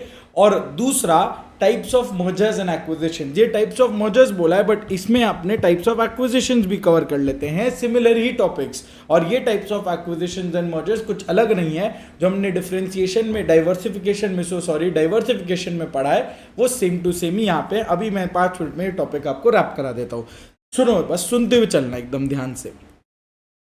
एक है अपना एक्विजिशन, दूसरा अपना मर्जर। फर्क क्या है? सबसे पहले तो एक्विजिशन मतलब यू आर एक्वायरिंग समथिंग, तो सिंपल अगर अपने अकाउंट्स का लॉजिक लगाए, A + B = A लिमिटेड, वो एक्विजिशन हो गया। मर्जर का बात करें, A + B = AB लिमिटेड, ये एक्विजिशन, ये मर्जर का बात हो गया। तो एक्विजिशन का बहुत सारा एग्जांपल्स यहाँ पे है, क्लास में हजारों एग्जांपल्स का डिस्कशन हुआ है, फेसबुक, मेटा, व्हाट्सएप का, बायजूस, आकाश इंस्टीट्यूट का एक्विजिशन में हो गया। इतने रियल लाइफ एग्जांपल्स में हम डिस्कशन कर लिए थे। मर्जर का अगर अपने बात करें, क्लासिक एग्जांपल 2 जो है यहाँ पे, PVR आइनॉक्स ले लो, PVR आइनॉक्स लिमिटेड जो बन गया, और वोडाफोन आइडिया ले लो, जो वोडाफोन आइडिया लिमिटेड बन गया। तो सिंपल सा 3 पॉइंट ऑफ डिफरेंस है। यहां आप एक्सटर्नल ग्रोथ जा रहे हो, मतलब you are using another company to for growth, for the purpose of growth. 3 simple सा डिफरेंस है। सबसे पहला तो भाई मीनिंग, एक्विजिशन में when one company takes over the other company and controls its operations, one company taking over the other company and controlling its operations, उसका meaning वो हुआ। तो मर्जर क्या हो गया? यहां कोई टेक ओवर और कंट्रोल नहीं होता, यहां they come together for mutual growth, they come together to expand mutually. तो टेकिंग ओवर है, यहां पे कमिंग टुगेदर है। Second point, merge acquisition unfriendly terms पे होगा जब एक सुपीरियर ऑर्गेनाइजेशन होगा, एक फाइनेंशियली स्ट्रॉन्ग ऑर्गेनाइजेशन होगा, it will overpower a weaker one. Byju's ने टेक ओवर किया आकाश को, फेसबुक ने टेक ओवर किया व्हाट्सएप को, तो एक फाइनेंशियली स्ट्रॉन्ग ऑर्गेनाइजेशन ओवरकम करता है वीकर वाले को। टाटा मोटर्स और जेएलआर का एग्जांपल भी क्लास में जो हम डिस्कस करे थे वो इधर पे एक्विजिशन हो जाएगा। मर्जर में क्या होगा, ये फ्रेंडली टर्म्स पे होगा, दो जन टेबल पे बैठेंगे, जो बेस्ट पॉसिबल चीज होगा दोनों के हिसाब से वो अग्री करेंगे, that is a merger, friendly terms पर होगा। एट द सेम टाइम अगर अपने जाते हैं इसमें किस टाइप के ऑर्गेनाइजेशन से, कोई एक सुपीरियर कोई एक इंफीरियर ऐसा नहीं होता है, दो सिमिलर ऑर्गेनाइजेशंस होते हैं और वो कंबाइन करते हैं to increase their overall strength. वो ओवरऑल स्ट्रेंथ को इंक्रीज करने के लिए और कंबाइन करने के लिए गेन्स लेने के लिए आ जाते हैं। यहां पे सिनर्जी बेनिफिट आ जाता है, 1 + 1 = 11, 3 नहीं 11 वो वाला, ठीक है ना। तो acquisition merger 3 point of difference है। एक्विजिशन मतलब when one firm takes over the other और कंट्रोल करता है। मर्जर का मतलब क्या हुआ, when two companies come together for mutual growth and expansion. अब दो पॉइंट्स को साथ में पढ़ लेना। एक्विजिशन में when one financially unfriendly terms पे, जब एक financially strong organisation will overpower a weaker one. और मर्जर के केस में फ्रेंडली टर्म्स पे होगा when two similar companies combine to increase their strength and financial gains. Types of merger क्या है, कुछ नहीं, एकदम डाइवर्सिफिकेशन से इसको लिंक करना। डाइवर्सिफिकेशन में हमने 4 टाइप पढ़ा था। क्या क्या बोलो तो, कॉन्सेंट्रिक और कॉन्ग्लोमरेट, राइट। और कॉन्सेंट्रिक को भी हम फिर डिवाइड कर दिए थे वर्टिकल और हॉरिजॉन्टल में। यहां सब कुछ सेम है, यहां पे भी वर्टिकल मर्जर है, हॉरिजॉन्टल मर्जर है। वर्टिकल को फिर से आप 2 पार्ट में डिवाइड कर दो, बैकवर्ड मर्जर, फॉरवर्ड इंटीग्रेशन। उधर इंटीग्रेशन था, इधर वही सेम मर्जर हो जाएगा। हॉरिजॉन्टल भी है यहीं पे, कॉन्ग्लोमरेट मर्जर भी है, बस ये कोसेंट्रिक के जगह यहां पे हम नाम दे देते हैं कोजेनेरिक, उतना ही सा फर्क है और कुछ भी नहीं है। देखो सबसे पहला हॉरिजॉन्टल मर्जर यानी merger with a direct competitor, merger with a horizontal merger direct competitor के साथ आ गए। वहां पे भी वही था, बाय प्रोडक्ट कॉम्पिटिटर प्रोडक्ट या कॉम्प्लीमेंट्री प्रोडक्ट्स को के साथ आ रहे थे। यहाँ डायरेक्ट कॉम्पिटिटर हो गया Lipton plus Brooke Bond is equal to Brooke Bond Lipton India limited, Vodafone Idea का ले लो तुम। वर्टिकल मर्जर हो गया, वही डिफरेंट स्टेजेस में आप जा रहे हो, सेम इंडस्ट्री के बट डिफरेंट स्टेजेस में जा रहे हो, सिनर्जी बेनिफिट के लिए जा रहे हो। इसमें अगर बैकवर्ड गया तो ये रहा, बैकवर्ड गया टेक्स ओवर द सप्लायर, जिसको बैकवर्ड इंटीग्रेशन बोला। अगर फॉरवर्ड गया जिसमें हो रहा है take over your buyer organisation, तो फॉरवर्ड इंटीग्रेशन हो गया। एकदम सेम टू सेम है, कुछ अलग नहीं है, वही सेम कॉन्सेप्ट इधर भी अप्लाई हो जाएंगे। क्लियर है ना।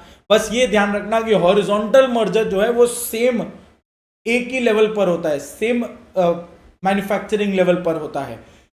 वर्टिकल मर्जर में लेवल चेंज हो जाता है, स्टेज ऑफ प्रोडक्शन चेंज हो जाता है, इंडस्ट्री सेम रहेगा। कोजेनेरिक में अगर अपने आए, कोजेनेरिक में वही देख लो, they are related to product market और टेक्नोलॉजी, एमटीपी से रिलेटेड होना चाहिए। वहीं पे हमने कॉन्ग्लोमरेट जो पढ़ा था, कॉन्सेंट्रिक पढ़ा था, एक ही बात हो गया।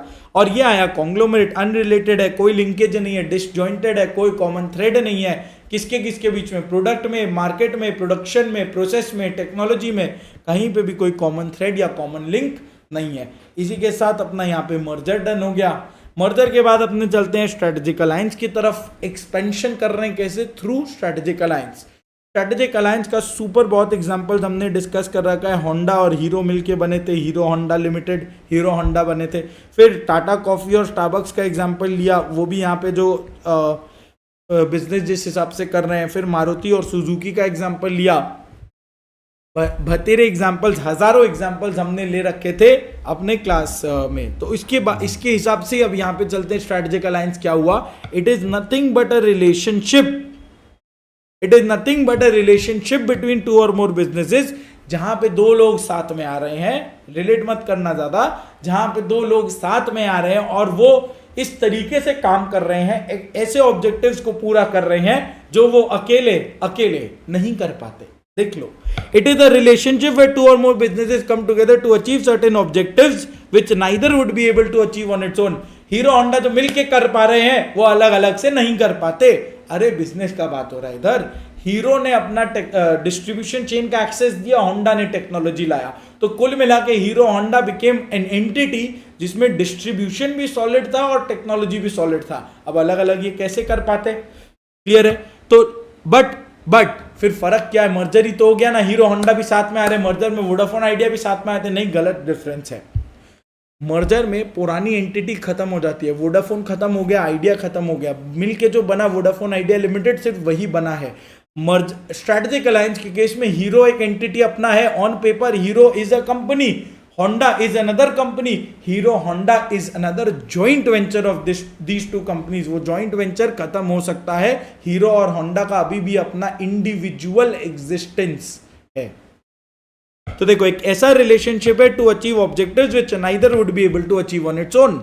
वो इंडिपेंडेंट और सेपरेट एंटिटीज है और वो कंटिन्यू करेंगे when the alliance is terminated. तुम समझ लो this is like joint venture.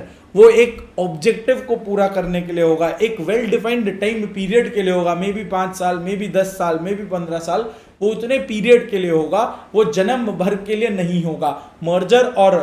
Merger और acquisition is normally for a life time. तुम बहुत लॉन्ग टर्म के लिए करते हो, उसमें तुम ये नहीं सोचते कि फिर अभी टूट भी सकता है। स्ट्रैटेजिक अलायंस क्लियर है, ऑब्जेक्टिव पूरा करना, निकल लेना है, बस खत्म। तो एक रिलेशनशिप है जहां 2 और मोर कंपनीज, नॉर्मली 2 ही कंपनीज होते हैं, 2 or more firms come together to achieve certain objectives जो वो अलग अलग से अपने ओन से अचीव नहीं कर पाते। सेकेंड, ये इंडिपेंडेंट और सेपरेट एंटिटीज का एग्जिस्टेंस यहां कंटिन्यू रहता है even after the alliance gets terminated.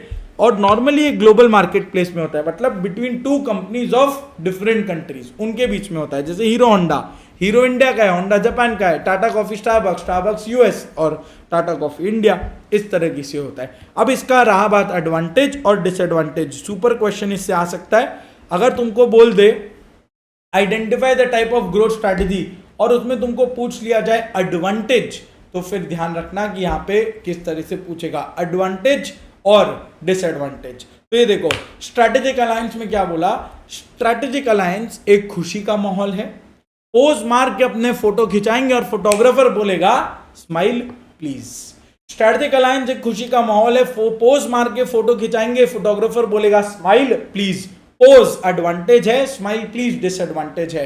Advantage of strategic alliance, political, organisational, strategic और इकोनॉमिक एडवांटेजेस। 4 हेडिंग से डिवाइड होता है। स्माइल प्लीज, एस और P, S sharing, P potential competition, ये अपना डिसएडवांटेजेस हो गया।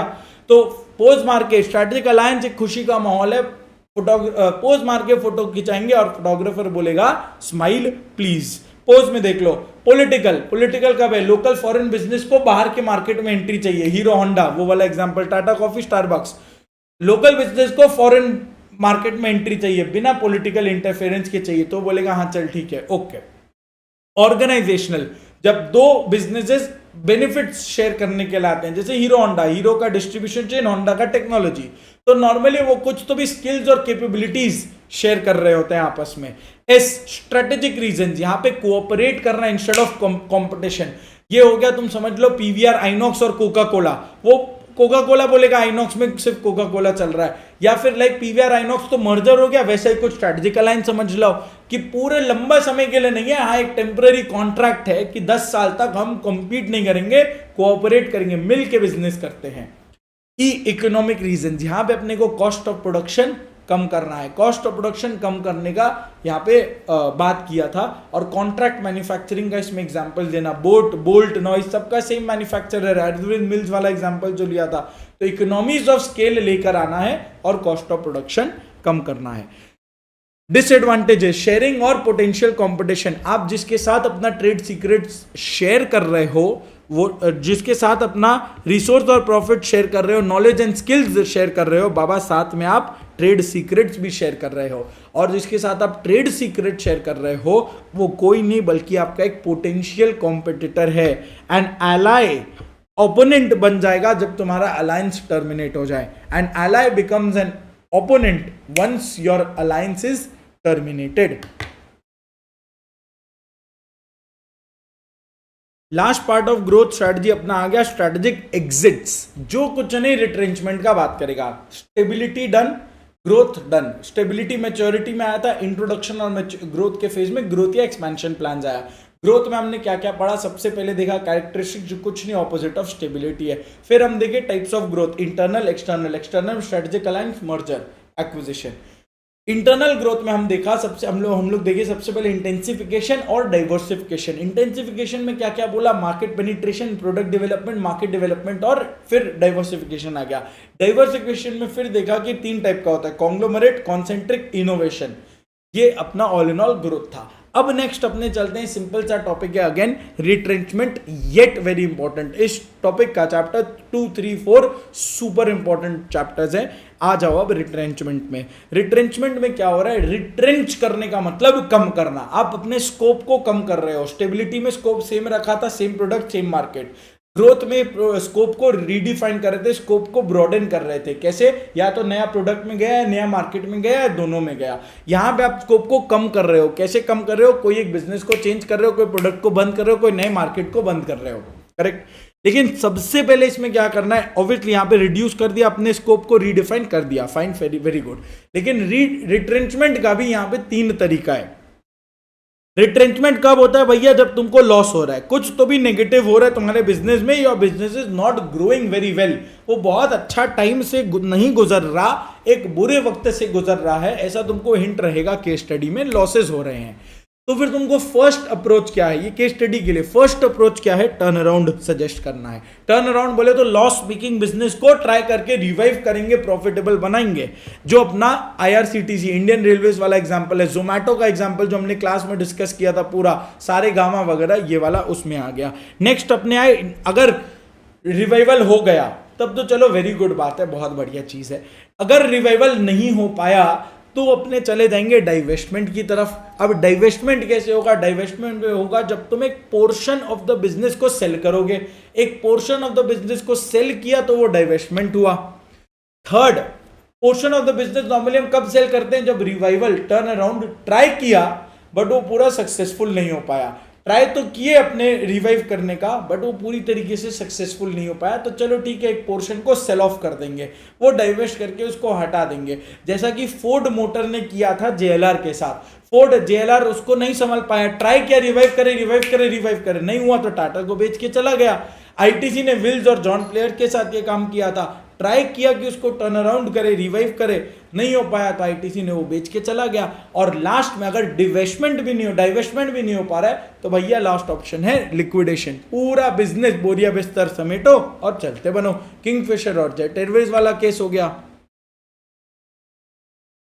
तो सबसे पहला फर्स्ट प्रेफरेंस क्या होगा, टर्न अराउंड। वो नहीं हो तो भैया डाइवेस्टमेंट पे आ जाना, वो भी नहीं हो पाए तो लिक्विडेशन आ जाना। हाँ, कभी कभी डाइवेस्टमेंट का अगर क्लियर हिंट दे दिया कि आपको रिवाइवल नहीं कर रहा है, वो मालूम है डेड एंड है, तो डाइवेस्टमेंट डायरेक्टली भी कर सकते हैं, वो बात अलग है।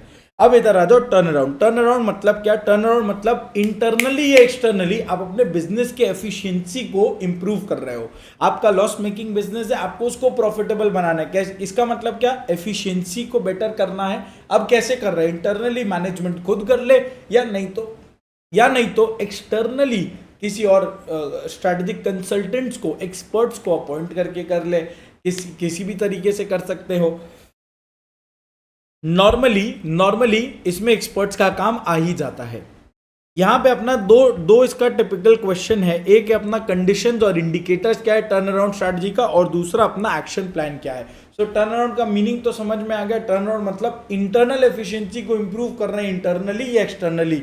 इंटरनल मैनेजमेंट इंप्रूव करेगा, एक्सटर्नल एक्सपर्ट्स करेंगे। अब कंडीशन या इंडिकेटर्स क्या है टर्न अराउंड के, डेंजर साइंस क्या है कि भाई अब तुमको टर्न अराउंड का टाइम आ गया है, वो इंडिकेशंस क्या क्या होंगे तुम्हारे बिजनेस में।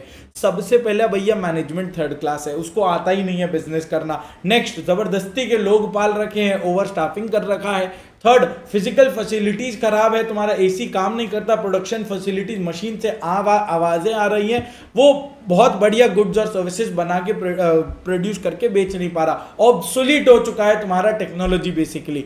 4, जो प्रोडक्ट उससे बन के आ रहा है तुम्हारे प्रोडक्शन प्रोसेस से वो बहुत अनकॉम्पिटिटिव है, जिसके वजह से डिक्लाइनिंग मार्केट शेयर है एंड ऑब्वियसली उसके कारण लोग खरीदेंगे नहीं तो नेगेटिव कैश फ्लो हो जाएगा।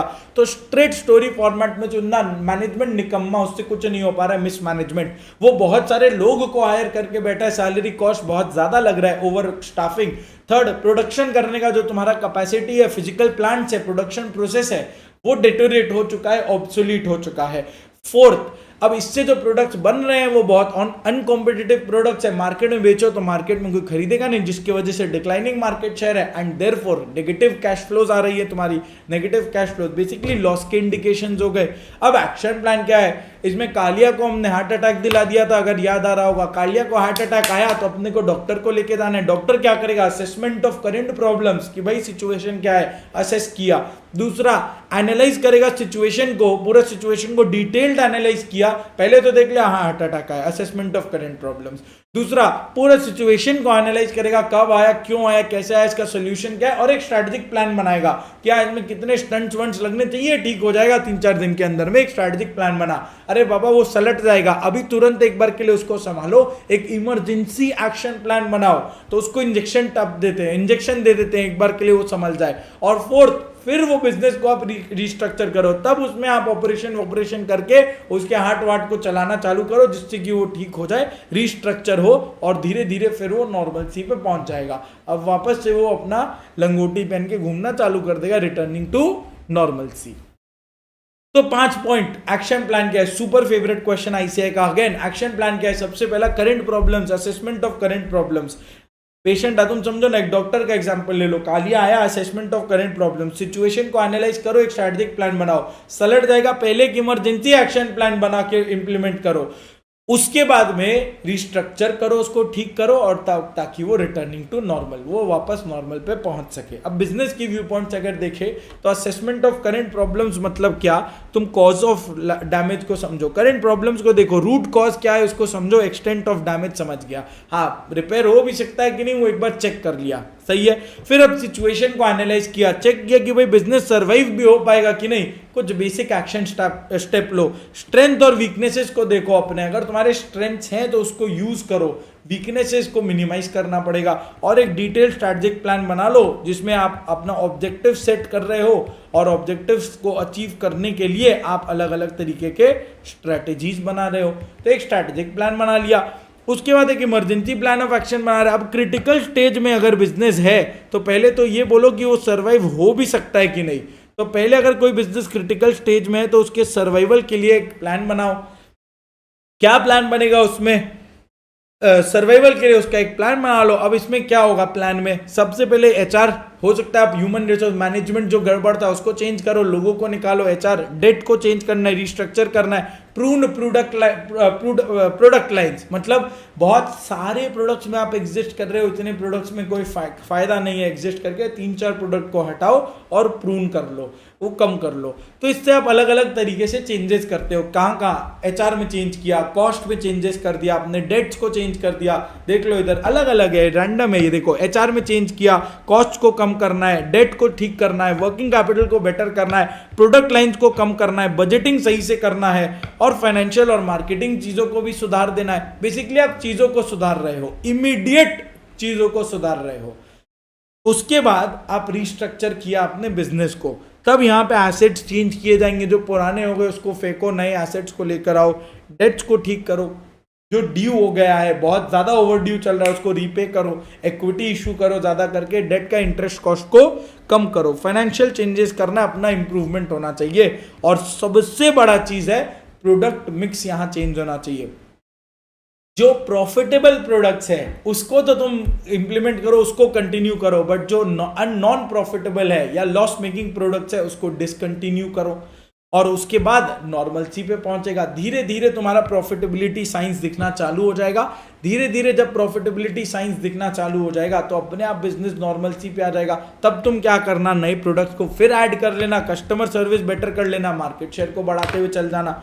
तो 5 स्टेप, सिंपल से 5 steps, assessment of current problems, जिसमें assessment of current problems, analysing the situation, developing a strategic plan, लेकिन तुरंत पहले इंप्लीमेंट करो एक emergency plan of action, restructure कर लो, रिटर्न टू नॉर्मल। असेसमेंट में हमने क्या देखा, रूट कॉज को समझो, कॉज ऑफ डैमेज को समझो, करंट प्रॉब्लम को फोकस करो, सिचुएशन को, फिर second point number 2 analyse the situation, survive हो सकता है क्या, अगर हो सकता है तो ठीक है, एक स्ट्रेटेजिक प्लान बनाओ स्ट्रेंथ और वीकनेस को देखते हुए। थर्ड, एक्शन प्लान बनाना है, प्रोडक्ट्स को चेंज करो, प्रोडक्ट्स को कट करो, फाइनेंशियल चेंजेस लाओ, मार्केटिंग चेंजेस लाओ, एचआर में चेंजेस ले आओ, मैनेजमेंट को, मैनेजर को निकाल के फेंक दो, डेट्स को चेंज कर दो, ये सारे आप चेंजेस ले आए अगर बिजनेस सर्वाइव कर सकता है तो। फिर रिस्ट्रक्चर किया, अब मेजर चेंजेस ला रहे हैं हम यहाँ पे, फाइनेंशियल चेंजेस मेजरली ले आया और प्रोडक्ट मिक्स को चेंज कर दिया यहाँ पे, ताकि बिजनेस में जो गड़बड़ था वो सब सुधर जाए और धीरे धीरे फिर बिजनेस साइंस ऑफ प्रॉफिटेबिलिटी दिखाने लगे, तब हम नया प्रोडक्ट भी ऐड कर लेंगे, कस्टमर सर्विस भी बेटर हो जाएगा हमारा और मार्केट शेयर भी बेटर हो जाएगा, इंक्रीज हो जाएगा। ये हुआ अपना टर्न अराउंड, खत्म कर लिया। टर्न अराउंड के बाद अब चलते हैं डाइवेस्टमेंट की तरफ। डाइवेस्टमेंट क्या बोलता है, सेल और liquidation of a portion of business, जहां पे आप एक पोर्शन ऑफ द बिजनेस को सेल या लिक्विडेट करते हो, पूरे बिजनेस को नहीं, पूरे बिजनेस को नहीं। देखो, it is a part of restructuring plan, और नॉर्मली अगर टर्न अराउंड अटेम्प्ट हुआ बट अनसक्सेसफुल हुआ, फिर हम डाइवेस्टमेंट पे आते हैं, यानी first preference is always turn around in most cases. अगर ये नहीं हो पाया तो तुम किस पे चले जाना, डाइवेस्टमेंट पे चले जाना, तब डाइवेस्टमेंट देखना। हाँ, लेकिन बात ये भी बोल देता है कि ऐसा कोई बुक रूल नहीं है, हार्ड एंड फास्ट रूल नहीं जो तुमको ये फॉलो करना पड़ेगा। स्ट्रेट फॉरवर्ड भाई बात ऐसा है, स्ट्रेट फॉरवर्ड बात ऐसा है कि तुम टर्न अराउंड का ऑप्शन को इग्नोर भी कर सकते हो, अगर तुमको लग रहा है कि divestment is the only answer, तब टर्न अराउंड को इग्नोर भी कर देना, हमें कोई दिक्कत नहीं है, जो तुम्हारे लिए सूटेबल हो depending on facts and circumstances वो तुम करना। फिर लिक्विडेशन, बुक में नहीं था, हम एक नोट लिख लिए थे ऊपर में। लिक्विडेशन मतलब क्या, पूरा वाइंडिंग अप हो गया या selling your entire business. Turn around में तो एफिशिएंसी बेटर किया, इंप्रूव किया, डाइवेस्टमेंट में एक पोर्शन को खाली सेल किया, लिक्विडेशन में पूरा का पूरा इंटायर बिजनेस को सेल करके वाइंड अप कर दिया, और ये नॉर्मली लास्ट रिजॉर्ट होता है, इसके कारण लॉस ऑफ अनएम्प्लॉयमेंट भी होता है। जेट एयरवेज, किंगफिशर, अभी स्पाइस जेट और गोएयर कगार पर हैं, करेक्ट है। फिर एक और छोटा सा लास्ट टॉपिक है अपना ये पार्ट 1 में, फिर पार्ट 1 खत्म हो जाएगा। पार्ट 1 का एक छोटा सा ये लास्ट टॉपिक क्या बोलता है, कैरेक्टरिस्टिक्स ऑफ डाइवेस्टमेंट स्ट्रेटजी। कुछ नहीं है, कैरेक्टरिस्टिक्स तो लॉलीपॉप सा चीज है। क्या बोलता है, फुद्दू सा चीज बोलता है कि कॉर्पोरेट स्ट्रेटजी का एक हिस्सा है। अरे भाई, वही टॉपिक चल ही रहा है कब से, कॉर्पोरेट स्ट्रेटजी का एक हिस्सा है, और जिसमें डाइवेस्टमेंट में क्या होगा, some business is sold, some business is continued. वाह वाह, बहुत ही बढ़िया, कॉर्पोरेट स्ट्रेटजी का हिस्सा है, कुछ बिजनेस बेचा, कुछ बिजनेस कंटिन्यू किया, ओके वेरी गुड, मान लिया। अब रीजंस क्या है, डाइवेस्टमेंट और टर्न अराउंड में 3 टॉपिक्स कवर किया हमने। टर्न अराउंड में पहले कंडीशंस और इंडिकेटर्स देखा, एक्शन प्लान देखा, अब यहां रीजंस देखना, और ये रीजंस दोनों में एप्लीकेबल है, रिट्रेंचमेंट में भी एप्लीकेबल, टर्न अराउंड में भी एप्लीकेबल, डाइवेस्टमेंट में भी एप्लीकेबल। सेम 7 पॉइंट का अपना रीजन है, क्यों करें, कब करें इंडिकेटर्स था, क्यों करना चाहिए टर्न अराउंड या डाइवेस्टमेंट, ये रहा भैया तुम्हारा नेगेटिव कैश फ्लोज आ रहा है, कंपटीशन बहुत ज्यादा है, एंड तुम you are unable to cope up with competition, inability है तुम्हारी। देखो, परसिस्टेंट नेगेटिव कैश फ्लोज है, नेगेटिव कैश आ रहा है, कैश लग रहा है, कैश फ्लो में ऑपरेटिंग कैश फ्लो नेगेटिव हो रखे हैं तुम्हारे, कंपटीशन भयंकर सीवियर है, सीवियर कंपटीशन है, and inability to cope up with competition, तुम लड़ भी नहीं पा रहे, टेक्नोलॉजिकल अपग्रेडेशन करना तो है बट तुम कर नहीं पा रहे क्योंकि तुम्हारे पास पैसों की कमी है, it is not possible for the firm to invest due to shortage of funds. तो 3 चीज, कैश फ्लोज कम है, कंपटीशन नेगेटिव है, सॉरी कंपटीशन बहुत ज्यादा है, and you are unable to fight. Third, technological upgradation चाहिए, रिक्वायर्ड है, but you are not being able to do it. उसके बाद ये 3 इधर हुआ। 4, तुमने कोई बिजनेस अक्वायर किया था बट वो मिसमैच निकल गया, acquired business proves to be mismatch. अब क्या करें भैया, अब क्या करें, मैनेजमेंट का अब और इच्छा नहीं है, no longer wishes to remain in business, management बोल रहा है अब हम बेच के देखते हैं उस पैसों को कहीं और पे इन्वेस्ट कर दे तो वायबल होगा क्या। Business could be made viable by divesting some of the activities, कुछ पोर्शन को बेच दो वो बेटर है, और या कोई बेटर ऑल्टरनेटिव्स खोज लो कि कहीं पे और ही इन्वेस्ट कर दें, ये वाले को पूरे ही बेच के। तो रीजन क्या है, रिट्रेंचमेंट या टर्न अराउंड या डाइवेस्टमेंट या लिक्विडेशन का, सबसे पहले भैया 3 पॉइंट तो सिमिलर है, नेगेटिव कैश फ्लोज हैं तुम्हारे, सिवियरिटी ऑफ कंपटीशन है, तुम लड़ नहीं पा रहे, inability to fight, technological upgradation required है but you are out of fund, you can not invest, and fourth तुम बिजनेस खरीदे बट वो गलत साबित हो गया, it proves to be a mismatch. तो 4 तो ये हुआ। अब तुम्हारा मन उब गया है, you no longer, management no longer wishes to remain in business, कब तक लॉस सहेगा कोई। 6th, अब उसको मन में डाउट आ रहा है कि भाई कुछ एक पोर्शन को बेच दे, क्या वाइबल बन जाएगा क्या, अगर एक पोर्शन को डाइवेस्ट कर दे तो तब तो कर देंगे। और 7th, वो ये सोच रहा है कि व्हाट इफ पूरे के पूरे बिजनेस को ही बेच के एक बेटर ऑल्टरनेटिव में इन्वेस्ट कर दे, तो क्या वो बेटर होगा, a better alternative is available for investment. ये अपना पार्ट 1 डन, जहां पे अपने ग्रोथ स्ट्रैटेजीज कवर कर लिए, जिसमें अपने स्टेबिलिटी पढ़ा, सबसे पहले हमने स्टेबिलिटी पढ़ा, जहां पढ़े व्हेन टू परस्यू, कैरेक्टरिस्टिक्स और रीजंस ऑफ स्टेबिलिटी। फिर हम चले गए ग्रोथ के ऊपर में, ग्रोथ में कैरेक्टरिस्टिक्स पढ़ा और टाइप्स ऑफ ग्रोथ पढ़ लिया, इंटरनल एक्सटर्नल करके पूरा। उसके बाद में अपने चले गए रिट्रेंचमेंट, उसमें 3 पढ़ लिया, टर्न अराउंड, डाइवेस्टमेंट और लिक्विडेशन। और अब आ जाते हैं कॉम्बिनेशन। 4 स्ट्रैटेजी था ना, स्टेबिलिटी, ग्रोथ, रिट्रेंचमेंट, कॉम्बिनेशन।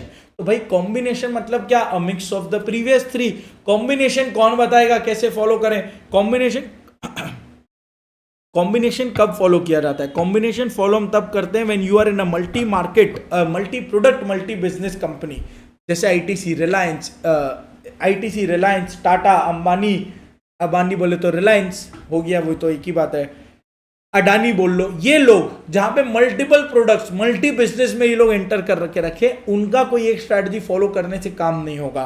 और रिसोर्सेज तुमको वहीं पे चैनलाइज करना है जहां तुम्हारा ग्रेटेस्ट पोटेंशियल है, जो मैक्सिमम प्रॉफिटेबल चीज है उसी में रिसोर्सेज को डाल के फायदा है ना। तुमको अल्टीमेटली सबको वेल्थ क्रिएट करना है, प्रॉफिट मैक्सिमाइज करना है, तो वैसे ही करो फिर, और क्या। क्लियर है?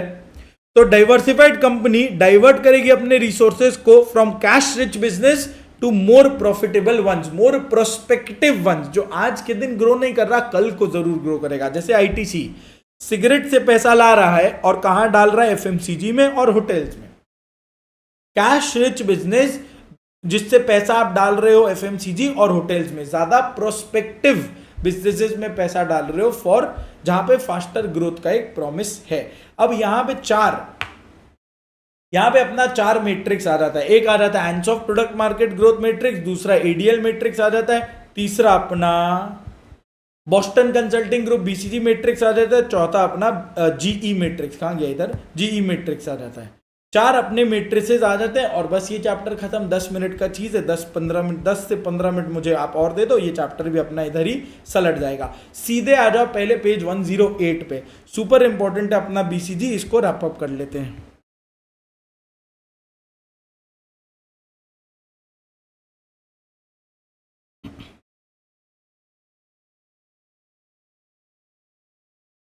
आ जाओ पेज 108 पे आ जाओ, बीसीजी। चलो बीसीजी क्या है भाई, बॉस्टन कंसल्टिंग ग्रुप, एमबीबी जो अपनी कंपनीज है, कंसल्टिंग फर्म्स है, उसके द्वारा बनाया गया एक मैट्रिक्स है।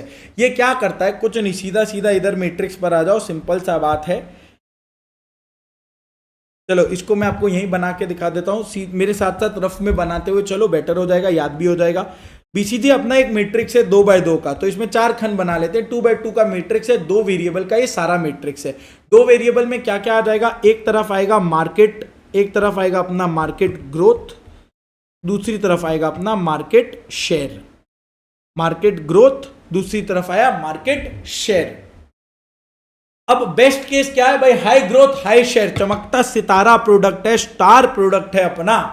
लो growth low share, worst case product क्या है, डॉग प्रोडक्ट जिसमें आनी जानी कुछ नहीं है, उसमें बस खर्चा लगना है। डॉग को पालने में सिर्फ एक खर्चा लगता है। Dogs are nothing but cash traps, low growth low share, कुछ आनी जानी तो है नहीं। अब अगर ग्रोथ नहीं है मार्केट में, ग्रोथ बोले तो फ्यूचर का बात करता है, growth is for future, market share is for present.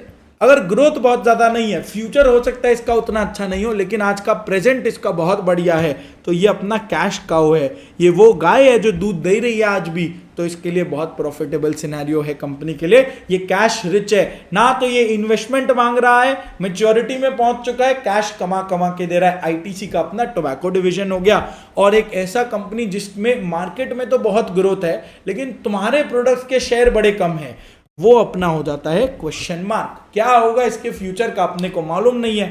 तो ये रहा अपना बीसीजी का मैट्रिक्स, इधर पे नोट कर लो।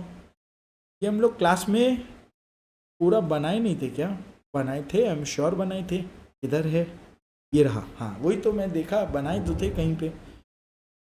पेज 111 पे देखना, इधर अपने बीसीजी क्लास में जो बनाए थे वो। तो इधर हम लोग ने क्या देखा, ये रहा मार्केट शेयर, ये रहा मार्केट ग्रोथ। तो हाई ग्रोथ हाई शेयर इधर रहा स्टार, बेस्ट केस हो गया, और वर्स्ट केस में डॉग चला गया। ठीक है, आईटीसी और एप्पल का एग्जांपल को राइट साइड से रिलेट करते हुए चलना। स्टार प्रोडक्ट एफएमसीजी और होटल्स, अब उसमें इन्वेस्ट कर रहा है आईटीसी। डॉग प्रोडक्ट वो हो गया जो कैश ट्रैप्स है, जिसमें कुछ आनी जानी नहीं है, वो उसका मतलब मार्केट ग्रोथ भी कोई बहुत ज्यादा नहीं है, उसका शेयर भी बड़ा कम है। ठीक है, तो वो कैश ट्रैप्स हो गए। अब आईटीसी का सिगरेट बिजनेस क्या है? कैश काउ है। ग्रोथ शायद बहुत ज्यादा नहीं हो सिगरेट इंडस्ट्री में, जो स्मोक करते हैं वो ऑलरेडी बहुत ज्यादा स्मोक करते ही हैं, नया कोई नहीं आने वाला। इसको बोल दो कैश काउ। ये हो गया cash cow, cash which gives cow which produces milk, इसीलिए वो कैश काउ है। एंड लास्ट में अपना हाई ग्रोथ और लो शेयर में आ गया क्वेश्चन मार्क, जिसको हम लोग बोलते हैं प्रॉब्लम चाइल्ड या वाइल्ड कैट। प्रॉब्लम चाइल्ड या वाइल्ड कैट, इस बच्चे में अभी दिक्कत है, इसके फ्यूचर में क्या होगा नहीं पता। प्रॉब्लम चाइल्ड या वाइल्ड कैट। तब अगर स्टार प्रोडक्ट, तो इसके ये आईटीसी का कंस्ट्रक्शन बिजनेस हो गया, उसका कंस्ट्रक्शन मालूम ही था, कंस्ट्रक्शन बिजनेस। ठीक है, डन। तो स्टार प्रोडक्ट को हमको क्या करना है भाई, इसमें इन्वेस्टमेंट लग रहा है आज के दिन, तो इसको इन्वेस्ट करो, होल्ड करो, बिल्ड करते हुए चलो इस प्रोडक्ट को। इन्वेस्ट, होल्ड, बिल्ड, और पैसे लगाओ इसमें, इन्वेस्ट करो भाई। ये तो चमकता सितारा है, स्टार प्रोडक्ट है। कैश काउ में इन्वेस्टमेंट मत करना, ये इन्वेस्टमेंट ऑलरेडी डन हो चुका है इसके अंदर में। तो इन्वेस्टमेंट हो गया, अब बात है होल्ड करने का। जो मार्केट शेयर बनाया है होल्ड करके बैठो। हार्वेस्ट, अब जो पैसा आ रहा है आने दो। इन्वेस्टमेंट नहीं, इन्वेस्ट का ऑपोजिट होता है हार्वेस्ट, ऑपोजिट होता है डाइवेस्ट, बीच का हो जाता है हार्वेस्ट। इन्वेस्ट मतलब और पैसा डालो, हार्वेस्ट मतलब जो पैसा आ रहा है आने दो और पैसा मत डालना। डाइवेस्ट मतलब बेच के निकलो, बेच के निकलो। वही मार्केट शेयर का अगर बात करें, ये तो कैश फ्लोज हो गया। मार्केट शेयर का अगर बात करें तो एक होता है hold, hold your market share, दूसरा होता है build, build your market share. ठीक है, और इंक्रीज करना है आपको। तो स्टार प्रोडक्ट में हमारा स्ट्रैटेजी क्या था? इन्वेस्ट, होल्ड या हार्वेस्ट। कैश काउ में स्ट्रैटेजी क्या है? होल्ड एंड हार्वेस्ट, इसमें इन्वेस्टमेंट नहीं आएगा। आज का स्टार प्रोडक्ट कल का कैश काउ बनना है फ्यूचर में जाके, तो आज इन्वेस्टमेंट करो स्टार प्रोडक्ट में, कल को वो तुमको रिटर्न दे देगा जब वो कैश काउ बन जाएगा। और जब क्वेश्चन मांगे तो तुम्हारे पास दो ऑप्शन है, या तो तुम और इन्वेस्टमेंट डालो ताकि हो सकता है किसी तरीके से शेयर बढ़ जाए, जैसे जियो ने किया कि हो सकता है किसी तरीके से शेयर बढ़ जाए तो वो स्टार प्रोडक्ट में आ जाएगा, और नहीं तो फिर इसको जाने दो, ड्रेन दो, डाइवेस्ट कर दो, निकालो, बाहर फेंको। हार्वेस्ट करो, डाइवेस्ट करो या लिक्विडेट करो। हार्वेस्ट जो आ रहा है आने दो, जब अपने आप ही चले जाएगा। या उसको डाइवेस्ट कर दो, अब इसको निकाल के फेंको, जितना जो मिल रहा है ले लो और उसको बेच बाच के हट जाओ, लिक्विडेट बंद करके निकल लो। तो ये अपना क्वेश्चन मार्क हुआ। अब रहा बात डॉग्स, डॉग्स को हम लोग क्या करे थे? वही हार्वेस्ट, डाइवेस्ट और लिक्विडेट, इसको बेच के निकलो या जो आ रहा है वो आने दो। तो स्टार, इसमें इन्वेस्टमेंट डालना है, मार्केट शेयर होल्ड करो और बिल्ड करो। Cash cow, market share hold करो, जो पैसा आ रहा है आने दो, harvest, hold and harvest. Question mark, या तो इन्वेस्ट करके स्टार में आ जाओ या डाइवेस्ट करके डॉग में चले जाओ, पड़े रहने दो। डॉग्स कैश ट्रैप्स है बाबा, या तो हार्वेस्ट करो, जो आ रहा है आने दो, नहीं तो फिर डाइवेस्ट करो, लिक्विडेट करो और चलते बनो। तो ये अपना बीसीजी का पूरा मैट्रिक्स हुआ। इधर पे भी अपने रेफर कर सकते हैं, ये रहा मैट्रिक्स, यहाँ पर भी है। तो कुछ नहीं है, ऑल इन ऑल बीसीजी है क्या भाई? ये तुमको एक रिसोर्स एलोकेशन का तरीका बताता है। कैश काउ से तुमको पैसा लेना है, स्टार प्रोडक्ट में पैसा डालना है सीधा। तो ये रिसोर्स एलोकेशन का एक तरीका बताएगा। दो वेरिएबल है, मार्केट ग्रोथ, मार्केट शेयर। उसके बाद चार प्रोडक्ट से डिफाइन किया, star, cash cow, question mark, dogs. Star क्या है? जो आज के दिन हेवी इन्वेस्टमेंट मांग रही है, ग्रोइंग रैपिडली एंड वो एक्सपेंशन के लिए रेडी है, they provide opportunities for expansion. Cash cow क्या है? वो कैश जेनरेट कर रहा है, खर्चा उसमें कम है, इन्वेस्टमेंट का दरकार नहीं है। आज का स्टार, जब स्टार कल को जब ग्रोथ कम हो जाएगा फिर वो कैश काउ बन जाएगा। क्वेश्चन मार्क क्या है भाई, इसका also known as problem children और वाइल्ड कैट्स। इसमें कैश चाहिए, हैवी इन्वेस्टमेंट चाहिए इसको, और अगर इसको छोड़ दिया इन्वेस्टमेंट करके, या तो तुम स्टार प्रोडक्ट में लेके जाओ या उसको ग्रो करो। अगर तुम इसको अनअटेंडेड छोड़ दिए ना तो ये कैश ट्रैप बन जाएगा, डॉग में आ जाएगा। और डॉग्स को क्या है भाई, they need cash to survive. अगर तुम कैश नहीं दे सकते जो आ रहे या तो आने दो, और या फिर इसको डाइवेस्ट करके लिक्विडेट करो। या तो ये कैश जो जनरेट कर रहे हैं वो देख लो, या नहीं तो डाइवेस्ट करके लिक्विडेट करके निकलो। और यही चारों अपना आइडेंटिफिकेशन स्ट्रैटेजीज था जो अपने देख लिए। बिल्ड हो गया अपना इन्वेस्ट, होल्ड और हार्वेस्ट। मार्केट शेयर बचाना है, जो पैसा आ रहा है आने दो या डाइवेस्ट करके निकलो। क्लियर है क्या? Super important limitations of BCG matrix, super important. पहले तो भाई इसको बनाने में कॉस्ट लगेगा, क्योंकि आप एक्सपर्ट्स को बुलाओगे, टाइम जाएगा, वो अलग, तो costly and time consuming and costly to implement. Second point, ये सिर्फ करंट बिजनेस पर फोकस करेगा, फ्यूचर प्लानिंग का कोई बात ही नहीं कर रहा। अरे भाई फ्यूचर का तो सोचो, तुम सिर्फ मार्केट शेयर करंट बिजनेस पर फोकस कर रहे हो। थर्ड, ये टू मच एम्फोसिस डाल दिया मार्केट शेयर के ऊपर में, जो हमने दो एक्सट्रीम एग्जांपल्स ऊपर ले रखे हैं। स्विगी जोमेटो, मार्केट शेयर तो बहुत ज्यादा है लेकिन लॉस बना रहे हैं दोनों जन।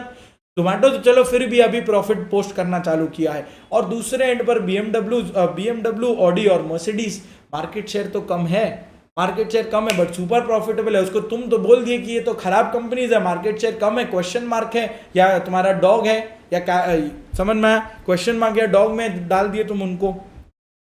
तो it puts too much emphasis on market share, और वो मेजर करने का कोई तरीका नहीं बताता कि मार्केट शेयर और ग्रोथ को तुमको मेजर कैसे करना है। वो हर केस में पॉसिबल नहीं है। अनऑर्गेनाइज्ड सेक्टर्स, हैंडलूम इंडस्ट्री कैसे मेजर कर लोगे तुम जहां डेटा ही अवेलेबल नहीं है। और फिर ये बोलेगा, या तो ये बहुत जल्दी एक्सपेंशन बोल देगा, star product expand expand expand, अरे रुक जाओ शांति। और या नहीं तो बोलेगा डाइवेस्ट करो बहुत जल्दी, डॉग है डाइवेस्ट डाइवेस्ट डाइवेस्ट। अरे ये नॉर्मल कहीं टर्न अराउंड का बात ही नहीं किया, कोई रिवाइवल का बात ही नहीं किया। तो ये 5 इसके लिमिटेशंस है। सबसे पहला, time consuming, costly to implement. दूसरा, करंट बिजनेस पे बहुत ज्यादा फोकस है, फ्यूचर को इग्नोर कर दिया, फ्यूचर प्लानिंग को इग्नोर कर दिया। थर्ड, मार्केट शेयर और मार्केट ग्रोथ पे बहुत ज्यादा एम्फोसिस डाल दिया, अब जिसके वजह से बहुत सारे कंपनीज का एक मायोपिक, इसीलिए इसको बोलते हैं इट इज मायोपिक, बहुत नैरो विजन है इसका। बीसीजी बहुत छोटा सोचता है। जोमेटो स्विगी अच्छे कंपनी है, क्यों? शेयर अच्छा है। अरे प्रॉफिट तो चेक करो। बीएमडब्ल्यू वगैरह खराब कंपनी है, क्यों? शेयर खराब है। भाई सुपर रोल्स रॉयस तो इसके दायरे में फिट ही नहीं होगा। फिर पॉइंट नंबर 4 आया कि अच्छा मार्केट शेयर ग्रोथ मान लिया, चलो कैसे मेजर करें अनऑर्गेनाइज सेक्टर्स में, वो ये बताता नहीं है, मेजर करना भी डिफिकल्ट है। और फिर ये बोलता है कि या तो तुम ये बोलेगा जल्दी जल्दी एक्सपैंड करो, स्टार है एक्सपैंड करो, और नहीं तो डॉग है तो फिर इसको डाइवेस्ट करो। कुछ चीजें तो रहने भी दिए जा सकते हैं, कोई रिवाइवल टर्न अराउंड का बात नहीं किया। इसका इंप्रूवमेंट कौन सजेस्ट करता है? GE matrix, general electric matrix, जो कौन बनाया? मैकिन्जी ने मिलकर बनाया था, किसके साथ? जनरल इलेक्ट्रिक कंपनी के साथ। और इसको also known as business planning matrix, GE 9 cell matrix और जीई मॉडल। एमसीक्यू के लिए एक बार देख लो। जीई मैट्रिक्स किसने बनाया? मैकिन्जी और जनरल इलेक्ट्रिक कंपनी ने मिलकर। Also known as business planning, GE 9 cell matrix, GE model. क्या है इसमें? ट्रैफिक सिग्नल्स को ये फॉलो करता है। सबसे पहले तो ये दो वेरिएबल था अपना बीसीजी का, ये बीसीजी से बेटर है। हाँ, तो जो 2 वेरिएबल था ना, market growth and market share, ये दोनों को देखो ये कैसे बेटर करता है। मार्केट शेयर को इसने बोला बिजनेस स्ट्रेंथ बना लो, मार्केट शेयर को बिजनेस स्ट्रेंथ बोलो। और बिजनेस स्ट्रेंथ वेरिएबल का एक वेरिएबल है मार्केट शेयर, बट उसमें और भी बहुत सारे आ जाते हैं, जैसे कि प्रॉफिट, डिस्ट्रीब्यूशन, ब्रांड। प्रॉफिट बोलते ही मर्सिडीज वगैरह कवर हो जाएंगे, ब्रांड बोलते ही मर्सिडीज कवर हो जाएगा, डिस्ट्रीब्यूशन कैसा है उसका, कस्टमर लॉयल्टी, टेक्नोलॉजी, ये सारे वेरिएबल्स को आपको कंसिडर करना है, कोई एक वेरिएबल को नहीं। हाँ, इन वेरिएबल्स के बेसिस पे तुम डिसाइड करो कि तुम्हारा बिजनेस स्ट्रेंथ कैसा है, तुम्हारे बिजनेस का मार्केट के अंदर में स्ट्रेंथ कैसा है। थोड़ा सा एब्स्ट्रैक्ट कर दिया, करना ही पड़ता ना, इतने सारे वेरिएबल्स को इंक्लूड कर लिए तो। और बीसीजी तो सिर्फ बोला था मार्केट शेयर पे ही फोकस कर लो, बाकी को बाहर में जाने दो। और दूसरा जो बीसीजी का मार्केट ग्रोथ था, मार्केट ग्रोथ को हटा के यहां पे बोलता है कि तुम मार्केट अट्रैक्टिवनेस पे फोकस करो। और जिसमें ग्रोथ तो बस एक वेरिएबल है, और भी बहुत सारे वेरिएबल्स है कि उसमें टेक्नोलॉजी कैसा है, कंपटीशन का स्थिति कैसी है, कंपटीशन का सिनेरियो कैसा है, प्रॉफिटेबिलिटी क्या है इंडस्ट्री का, डिफरेंशिएशन पॉसिबल है कि नहीं, रिस्क ऑफ रिटर्न क्या है, प्राइस कैसा है, डिमांड कैसा है उसमें। तो ये ओवरऑल इंडस्ट्री के वेरिएबल्स को आप चेक कर रहे हो। तो ब्रॉडली स्पीकिंग जी मैट्रिक्स ने वेरिएबल्स के स्कोप को बहुत ब्रॉड कर दिया, इसीलिए उसने बोला एक तरफ बिजनेस स्ट्रेंथ को लो, दूसरी तरफ मार्केट अट्रैक्टिवनेस को लो।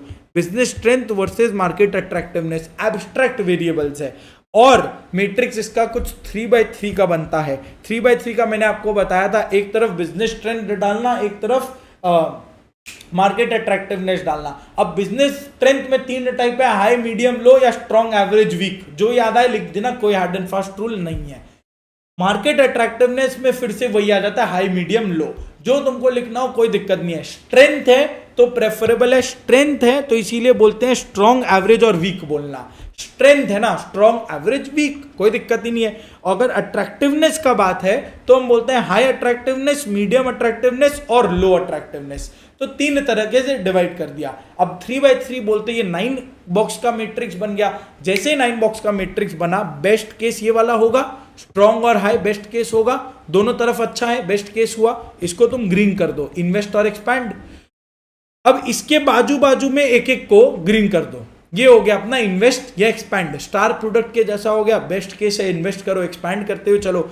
वर्स्ट केस क्या हुआ, जब दोनों वीक है, मार्केट भी वीक है और बिजनेस स्ट्रेंथ भी अपना वीक है, तो हार्वेस्ट और डाइवेस्ट लगा दो एकदम एक्सट्रीम राइट साइड में, और एक बाजू वाला एक इधर बाजू वाला, दोनों को वीक करके डॉग वाले सेक्शन में ही तुम डाल दो। तो 3 उधर ग्रीन हो गए, 3 इधर रेड हो गए। अब जो बीच वाले 3 ऐसे डायगोनल करके बचे, ये बीच वाले जो डायगोनल में बचे हैं ये तीनों येलो हो गए। बीच वाले को तुम येलो मार्क कर देना, जहां दोनों एवरेज है और दोनों का एक एक तरफ में येलो मार्क हो जाएगा। ट्रैफिक सिग्नल्स ग्रीन, एम्बर या येलो, और रेड। ग्रीन मतलब गो गो गो, इन्वेस्ट, एक्सपैंड। रेड रुक जाओ रे बाबा, अभी आगे नहीं जाना है, हार्वेस्ट या डाइवेस्ट, जो आ रहा है आने दो, नहीं तो बेच के निकलो। और येलो देख समझ के आगे जाना, बिड़ गए तो मेरी जिम्मेदारी नहीं है, सिलेक्ट या अर्न, कॉशियसली मूव फॉरवर्ड। सीधा हिसाब यही बोलता है। ये रहा अपना जी मैट्रिक्स, अगर आ जाए तो ध्यान रखने का। और बाकी इसमें कुछ नहीं है, वही ग्रीन, एम्बर, रेड। और ग्रीन एडवांटेजेस है, एक्सपैंड करो, इन्वेस्ट करो, ग्रो करो। रेड लॉस वाला सिचुएशन है, रिट्रेंचमेंट, डाइवेस्टमेंट, लिक्विडेशन, जो अभी पढ़ के आया। एम्बर या येलो, कॉशन, मैनेजरियल डिस्क्रिशन, सोच समझ के आगे बढ़ो। कुछ प्रोडक्ट्स में आगे बढ़ जाओ, कुछ प्रोडक्ट्स में थम जाओ थोड़े से। और जी मैट्रिक्स वर्सेस बीसीजी में, जी मैट्रिक्स मायोपिक था, बीसीजी मायोपिक था, जी मैट्रिक्स उससे ज्यादा ब्रॉडर स्कोप है। मार्केट ग्रोथ को ये मार्केट अट्रैक्टिवनेस से रिप्लेस कर दिया, उधर मार्केट शेयर को यहां बिजनेस स्ट्रेंथ से रिप्लेस कर दिया। तो ये इस तरीके से अपना जी मैट्रिक्स चला। थर्ड अपने पीछे आ जाते हैं Ansoff. Page 105 Ansoff matrix. Igor Ansoff द्वारा बनाया गया ये मैट्रिक्स है। गाली दे दो, चार्ट तो याद हो जाएगा वैसे ही। एंसॉफ ने मैट्रिक्स दिया है, बट इसमें कुछ दिक्कत नहीं है, हमने ऑलरेडी इसको पढ़ रखा है, अभी ग्रोथ स्ट्रैटेजीज में ही पढ़ा था। इगोर एंसॉफ द्वारा बनाया गया ये मैट्रिक्स है। अब इगोर एंसॉफ ने क्या बोला, इगोर एंसॉफ ने बोला आपको ग्रोथ करना है ना, ग्रोथ करना है, इसीलिए तुम देखो ये ग्रोथ मैट्रिक्स है, तो इगोर एंसॉफ ने बोला ग्रोथ करना है तो कैसे करना है वो हम आपको बताएंगे। ग्रोथ करना है नहीं, हम नहीं बताएंगे, ग्रोथ कैसे करना है वो बताएंगे। एक प्रोडक्ट के थ्रू हो सकता है, दूसरा मार्केट्स के थ्रू हो सकता है। अब प्रोडक्ट्स में या तो आप एग्जिस्टिंग प्रोडक्ट्स और न्यू प्रोडक्ट्स, क्या करना है वो सोच लो। मार्केट्स में आप एग्जिस्टिंग मार्केट्स और न्यू मार्केट्स को लेके क्या करना है वो सोच लो। करेक्ट है। तो यहां ग्रोथ स्ट्रेटेजी ही है और कोई स्ट्रेटेजी नहीं हो रहा, इधर ग्रोथ है, मगर ग्रोथ कैसे है ये वो बता रहा है, इसीलिए इसको बोलते हैं product market growth matrix. Product या मार्केट को यूज करके ग्रो करने का स्ट्रेटेजी बताता है। कैसे देखो, एक तरफ मार्केट्स को डाल दो, दूसरी तरफ प्रोडक्ट्स को डाल दो। मार्केट्स में हो गया एग्जिस्टिंग मार्केट या न्यू मार्केट, प्रोडक्ट में हो गया एग्जिस्टिंग प्रोडक्ट या न्यू प्रोडक्ट। अब आपको ऑलरेडी मालूम है, मेरे साथ बनाने का कोशिश करो। एंसॉफ अगर है यहां पे अपना, लेट से इसको मार्केट बोलते हैं, मार्केट हो गया एग्जिस्टिंग न्यू, और यहां पे अगर इसको प्रोडक्ट बोलते हैं एग्जिस्टिंग न्यू, बोलो एग्जिस्टिंग प्रोडक्ट, एग्जिस्टिंग मार्केट में क्या है, मार्केट पेनिट्रेशन पढ़ाई था इंटेंसिफिकेशन में अभी। अगर मार्केट एग्जिस्टिंग रखना है, प्रोडक्ट नया रखना है तो क्या हो जाएगा, प्रोडक्ट डेवलपमेंट हो जाएगा। प्रोडक्ट एग्जिस्टिंग रखना है, मार्केट को चेंज कर देना है तो वो हो जाएगा मार्केट डेवलपमेंट, और जब दोनों बदल रहे हैं तो वो हो जाएगा डाइवर्सिफिकेशन। और फिर डाइवर्सिफिकेशन में हम वहां और डिटेल में देखे थे, 3 तरीके का डाइवर्सिफिकेशन होता है, कॉन्सेंट्रिक, कॉन्ग्लोमरेट और इनोवेशन। 3 तरीके का डाइवर्सिफिकेशन हम वहां देखकर भी आ रहे थे अभी। तो ये अपना इस तरीके से बात चला। क्लियर है क्या? क्लियर है। बस ये रहा अपना मैट्रिक्स, और यहाँ पे इसको सेट कर देना है। आईफोन वाला जो अपने एग्जांपल दी गई थी, मार्केट पेनिट्रेशन मतलब क्या, एग्जिस्टिंग प्रोडक्ट एग्जिस्टिंग मार्केट में डाला, ज्यादा सेल्स करना एग्जिस्टिंग लोगों को, कैसे, डिस्काउंट ऑफर डालो, एग्जीबिशन लगाओ, कुछ स्पेशल ऑफर लाओ, फिर कुछ मे बी लॉटरी सिस्टम, कोई नया कैंपेन सोचो, कुछ इनोवेटिव तरीके से मार्केट करो लोगों को ताकि आपका सेल्स बढ़े। यहाँ पे गुची का एग्जाम्पल दिया हुआ है, अपने आईफोन का देखे ही थे। गुची एक लग्जरी क्लोथिंग ब्रांड है, अगर वो एग्जिस्टिंग यूरोप में उसका एग्जिस्टिंग मार्केट है, तो गुची क्या है, लग्जरी उसका प्रोडक्ट है, लग्जरी क्लोथ्स है उसका प्रोडक्ट, और वो European market existing product existing market में सेल कर रहा है। अगर मार्केट डेवलप करना है तो Gucci luxury clothes product change नहीं किया, बट यूरोप के जगह अब चाइनीज मार्केट्स में हो जा रहा है, तो एक्सपैंड किया नए मार्केट में जाके, existing products in new markets, नए मार्केट को डेवलप कर लो। प्रोडक्ट डेवलपमेंट में क्या किया, गुची यूरोपियन मार्केट्स में ही रहा, लेकिन अब लग्जरी क्लोथ्स के साथ साथ वो कैजुअल क्लोथिंग भी चालू कर दिया, प्रोडक्ट्स, नए प्रोडक्ट्स को बना के बेचा, new products in your existing markets. और डाइवर्सिफिकेशन, जब नया प्रोडक्ट और नया मार्केट दोनों ही नया है, तो नॉर्मली ये किसी स्टार्टअप कंपनी को अक्वायर करके होता है, कोई स्टार्टअप कंपनी चालू करके होता है, या फिर कोई एग्जिस्टिंग कंपनी को अक्वायर करके ही होता है, internal growth, external growth. Gucci luxury clothes के बजाय अब कैजुअल क्लोथिंग में चला गया और सीधे चाइनीज मार्केट में, मतलब गुची यूरोप में लग्जरी क्लोथ्स में था, अब सीधा कैजुअल क्लोथ्स चाइना में चला गया। तो ये अपना हुआ एंड्स ऑफ मैट्रिक्स, इसमें ज्यादा कुछ है नहीं। Last but not the least, इसके बाद अपना एक छोटा सा नहीं बोलेंगे, लास्ट अपना चैप्टर बचेगा चैप्टर 5। लास्ट अपना मैट्रिक्स आया एडीएल मैट्रिक्स। एडीएल मैट्रिक्स में स्टुअर्ट लिटिल को याद कर लेना, ये बनाया है आर्थर डी लिटिल ने, ये बनाया है आर्थर डी लिटिल में, नाम में ही लिटिल था। आर्थर डी लिटिल ने ये मैट्रिक्स बनाया। Arthur D little again MCQ में अगर पूछ ले तो, बट ये सब मुझे नहीं लगता ये सारे चिंदी क्वेश्चंस पूछे जाएंगे। सो आर्थर डी लिटिल ने ये अपना एडीएल मैट्रिक्स बनाया। अब जब बनाया तो 2 वेरिएबल्स को उसने लिया। भूल से भी ये मैट्रिक्स को याद मत कर लेना, पॉसिबल नहीं है, अपने बस इसको खन याद करेंगे, बॉक्सेस याद करेंगे। ADL matrix Arthur D little ने बनाया है, 2 वेरिएबल लिया। स्टेज ऑफ इंडस्ट्री मैच्योरिटी, ये इंडस्ट्री का वेरिएबल हो गया, ये मार्केट का एक वेरिएबल हो गया, कंपनी का एक वेरिएबल लिया इसने, कॉम्पिटिटिव पोजीशन। हर मैट्रिक्स अगर आपने देखा 2 वेरिएबल लिया, एक कंपनी रिलेटेड, एक मार्केट रिलेटेड। बीसीजी में मार्केट शेयर कंपनी का, मार्केट ग्रोथ मार्केट का। जीई में बिजनेस स्ट्रेंथ कंपनी का, मार्केट अट्रैक्टिवनेस मार्केट का। एंसोफ एक अलग चलता है जो ग्रोथ का बात करता है, इसीलिए वो प्रोडक्ट और मार्केट पे चला गया, वो अलग था काफी कुछ। उसमें भी प्रोडक्ट कंपनी का, मार्केट अपना अलग मार्केट का। और यहां पे एडीएल में अगर आ गए तो कंपनी का क्या, कॉम्पिटिटिव पोजीशन, और मार्केट का क्या, स्टेज ऑफ इंडस्ट्री मैच्योरिटी। अब स्टेज ऑफ इंडस्ट्री मैच्योरिटी में स्टडी मटेरियल में कुछ लिखा नहीं है, इसीलिए इसको और डिटेल में नहीं पढ़ने का है, वहां पे बस पीएलसी से इसको रिलेट कर लेना। इंट्रोडक्शन, ग्रोथ, मैच्योरिटी, डिक्लाइन, यहां पे वही बोलता है एम्ब्रियोनिक ग्रोथ, मैच्योरिटी, एजिंग, कुछ नहीं। इंट्रोडक्शन के बजाय एम्ब्रियोनिक दे दिया और डिक्लाइन के बजाय एजिंग दे दिया। इंग्लिश खेल रहा है और कुछ नहीं कर रहा, सिंपल ये प्रोडक्ट लाइफ साइकिल का 4 वेरिएबल है। कॉम्पिटिटिव पोजीशन का अगर बात करें, कॉम्पिटिटिव पोजीशन में 5 चीज आ जाता है, ये वाला बस ऊपर बॉक्स से देख लो। Dominant, strong, favourable, tenable, weak. Dominant, strong, favourable, tenable, weak, 5 अलग अलग कॉम्पिटिटिव पोजीशन है। सबसे बेस्ट है डोमिनेंट। डोमिनेंट बोले तो मोनोपोली सिचुएशन हो गया, हार्डली देखने को मिलता है, रेयर है, it is a rare situation. Monopoly है, ज्यादा देखने को नहीं मिलेगा। हाँ, उसमें या तो पेटेंट है और या वो मोनोपोली है। जैसे इंडियन रेलवेज डोमिनेंट है, कोई और रेलवे थोड़ी ना चला रहा है इंडिया में। या फिर वो प्रोटेक्टेड टेक्नोलॉजिकल लीडरशिप है, उसके नाम पे कोई पेटेंट है। सीरम इंस्टीट्यूट ऑफ इंडिया का जो हम क्लास में एग्जांपल लेते हैं, उसके नाम पे सारा चाइल्ड वैक्सीन है, पेटेंटेड है। स्ट्रॉन्ग बोले तो भाई ये फेवरेबल मार्केट शेयर एंजॉय करता है, इसका मार्केट शेयर बड़ा फेवरेबल है। जैसे जियो, मैगी, टाटा स्टील, ये थोड़ा सा ऐसा नहीं है कि एवरेज प्रॉफिट्स कमा रहा है, एवरेज से बेटर प्रॉफिट्स कमा रहा है। It enjoys a considerable degree of freedom, और वो एक्ट कर सकता है without market position being unduly threatened bye competitors. जब जियो एक्ट करेगा तो उसको हर समय एयरटेल के बारे में या वोडाफोन के बारे में सोचने का दरकार नहीं है। बट इसी स्ट्रॉन्ग का ऑपोजिट आ जाता है टेनेबल। अगर स्ट्रॉन्ग है जियो तो एयरटेल क्या हुआ, टेनेबल हो गया ना? नहीं, अगर बराबर होते तो वो लोग फेवरेबल हो जाते। अगर जियो दो कंपनी समझो बराबर है तो दे आर फेवरेबल मार्केट्स। अगर एक स्ट्रॉन्ग है तो दूसरा टेनेबल हो जाएगा कि मार्केट तो बराबर है, राइट? तो अगर एक कांस्टेंट मार्केट है, कॉमन मार्केट है जिसमें सब लोग बराबर बराबर बराबर का हिस्सा बांट के रखें, तो वो हो गया फेवरेबल। जैसे ऑटोमोबाइल या Coca Cola Pepsi, favourable market है। इंडस्ट्री फ्रैगमेंटेड है, बटा हुआ इंडस्ट्री है, और कोई भी एक कॉम्पिटिटर ऐसा नहीं है कि वही अपरंपार है। No one competitor is standing out clearly. Automobile segment, कोई एक के हिस्से सारा गाड़ी नहीं आता है, सब लोग मजे से पैसा कमा रहे हैं इंडस्ट्री के अंदर में। इंडस्ट्री फ्रैगमेंटेड है, no one competitor stands out clearly, सबका एक रीजनेबल डिग्री ऑफ फ्रीडम आ रहा है, ठीक है? फेवरेबल हुआ। अब फेवरेबल में अगर कोई एक कॉम्पिटिटर स्ट्रांग हो जाता है तो दूसरा वाला को टेनेबल होना पड़ जाएगा, जो टेलीकॉम इंडस्ट्री में हुआ, जो मैगी के केस में हुआ। तो अगर जियो स्ट्रांग है, Airtel is tenable, Maggi strong है तो यूपीएस टेनेबल।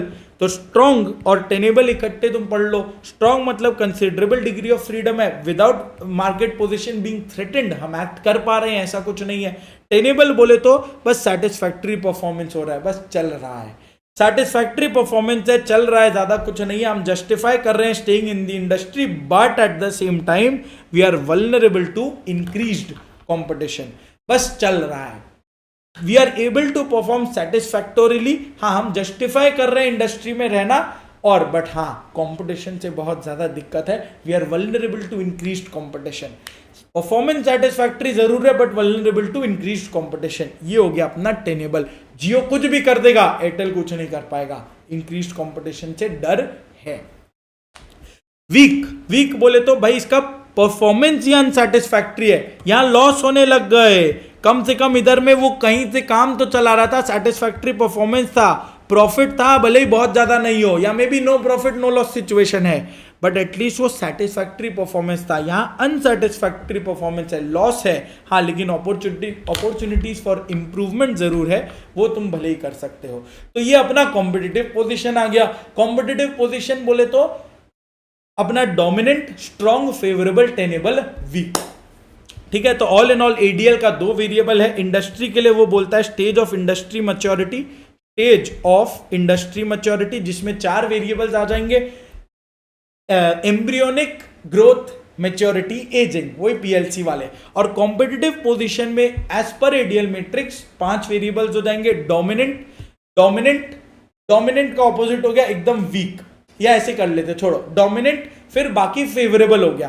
फेवरेबल अगर नहीं है तो कुछ स्ट्रॉन्ग और टेनेबल हो जाएगा, लास्ट में वीक आ जाएगा। तो सबसे पहला डोमिनेंट, फिर अगर बटा हुआ है तो फेवरेबल, और बटा हुआ नहीं है, कोई एक ज्यादा है तो स्ट्रॉन्ग, और उसका ऑपोजिट टेनेबल। तो डोमिनेंट, स्ट्रॉन्ग, टेनेबल, वीक, और लास्ट में अपना आ जाएगा इधर वीक। और ये मैंने आपको बताया था एडीएल मैट्रिक्स लर्न वन मत कर लेना भूल से भी। लर्न करना होता है, हैप्पी लर्निंग, मोस्ट वेलकम। नहीं तो अगर भूल चुक में आ भी जाए, आईसीआई भी चरस गांजा भूख के अगर कुछ पूछ ले तुमसे, तो ऐसे गोला बना देना इधर और लिख देना appropriate strategies must be followed, appropriate strategies to be followed. समझ में आया क्या? यहां तक अपना ये हो गया अपना चैप्टर 4।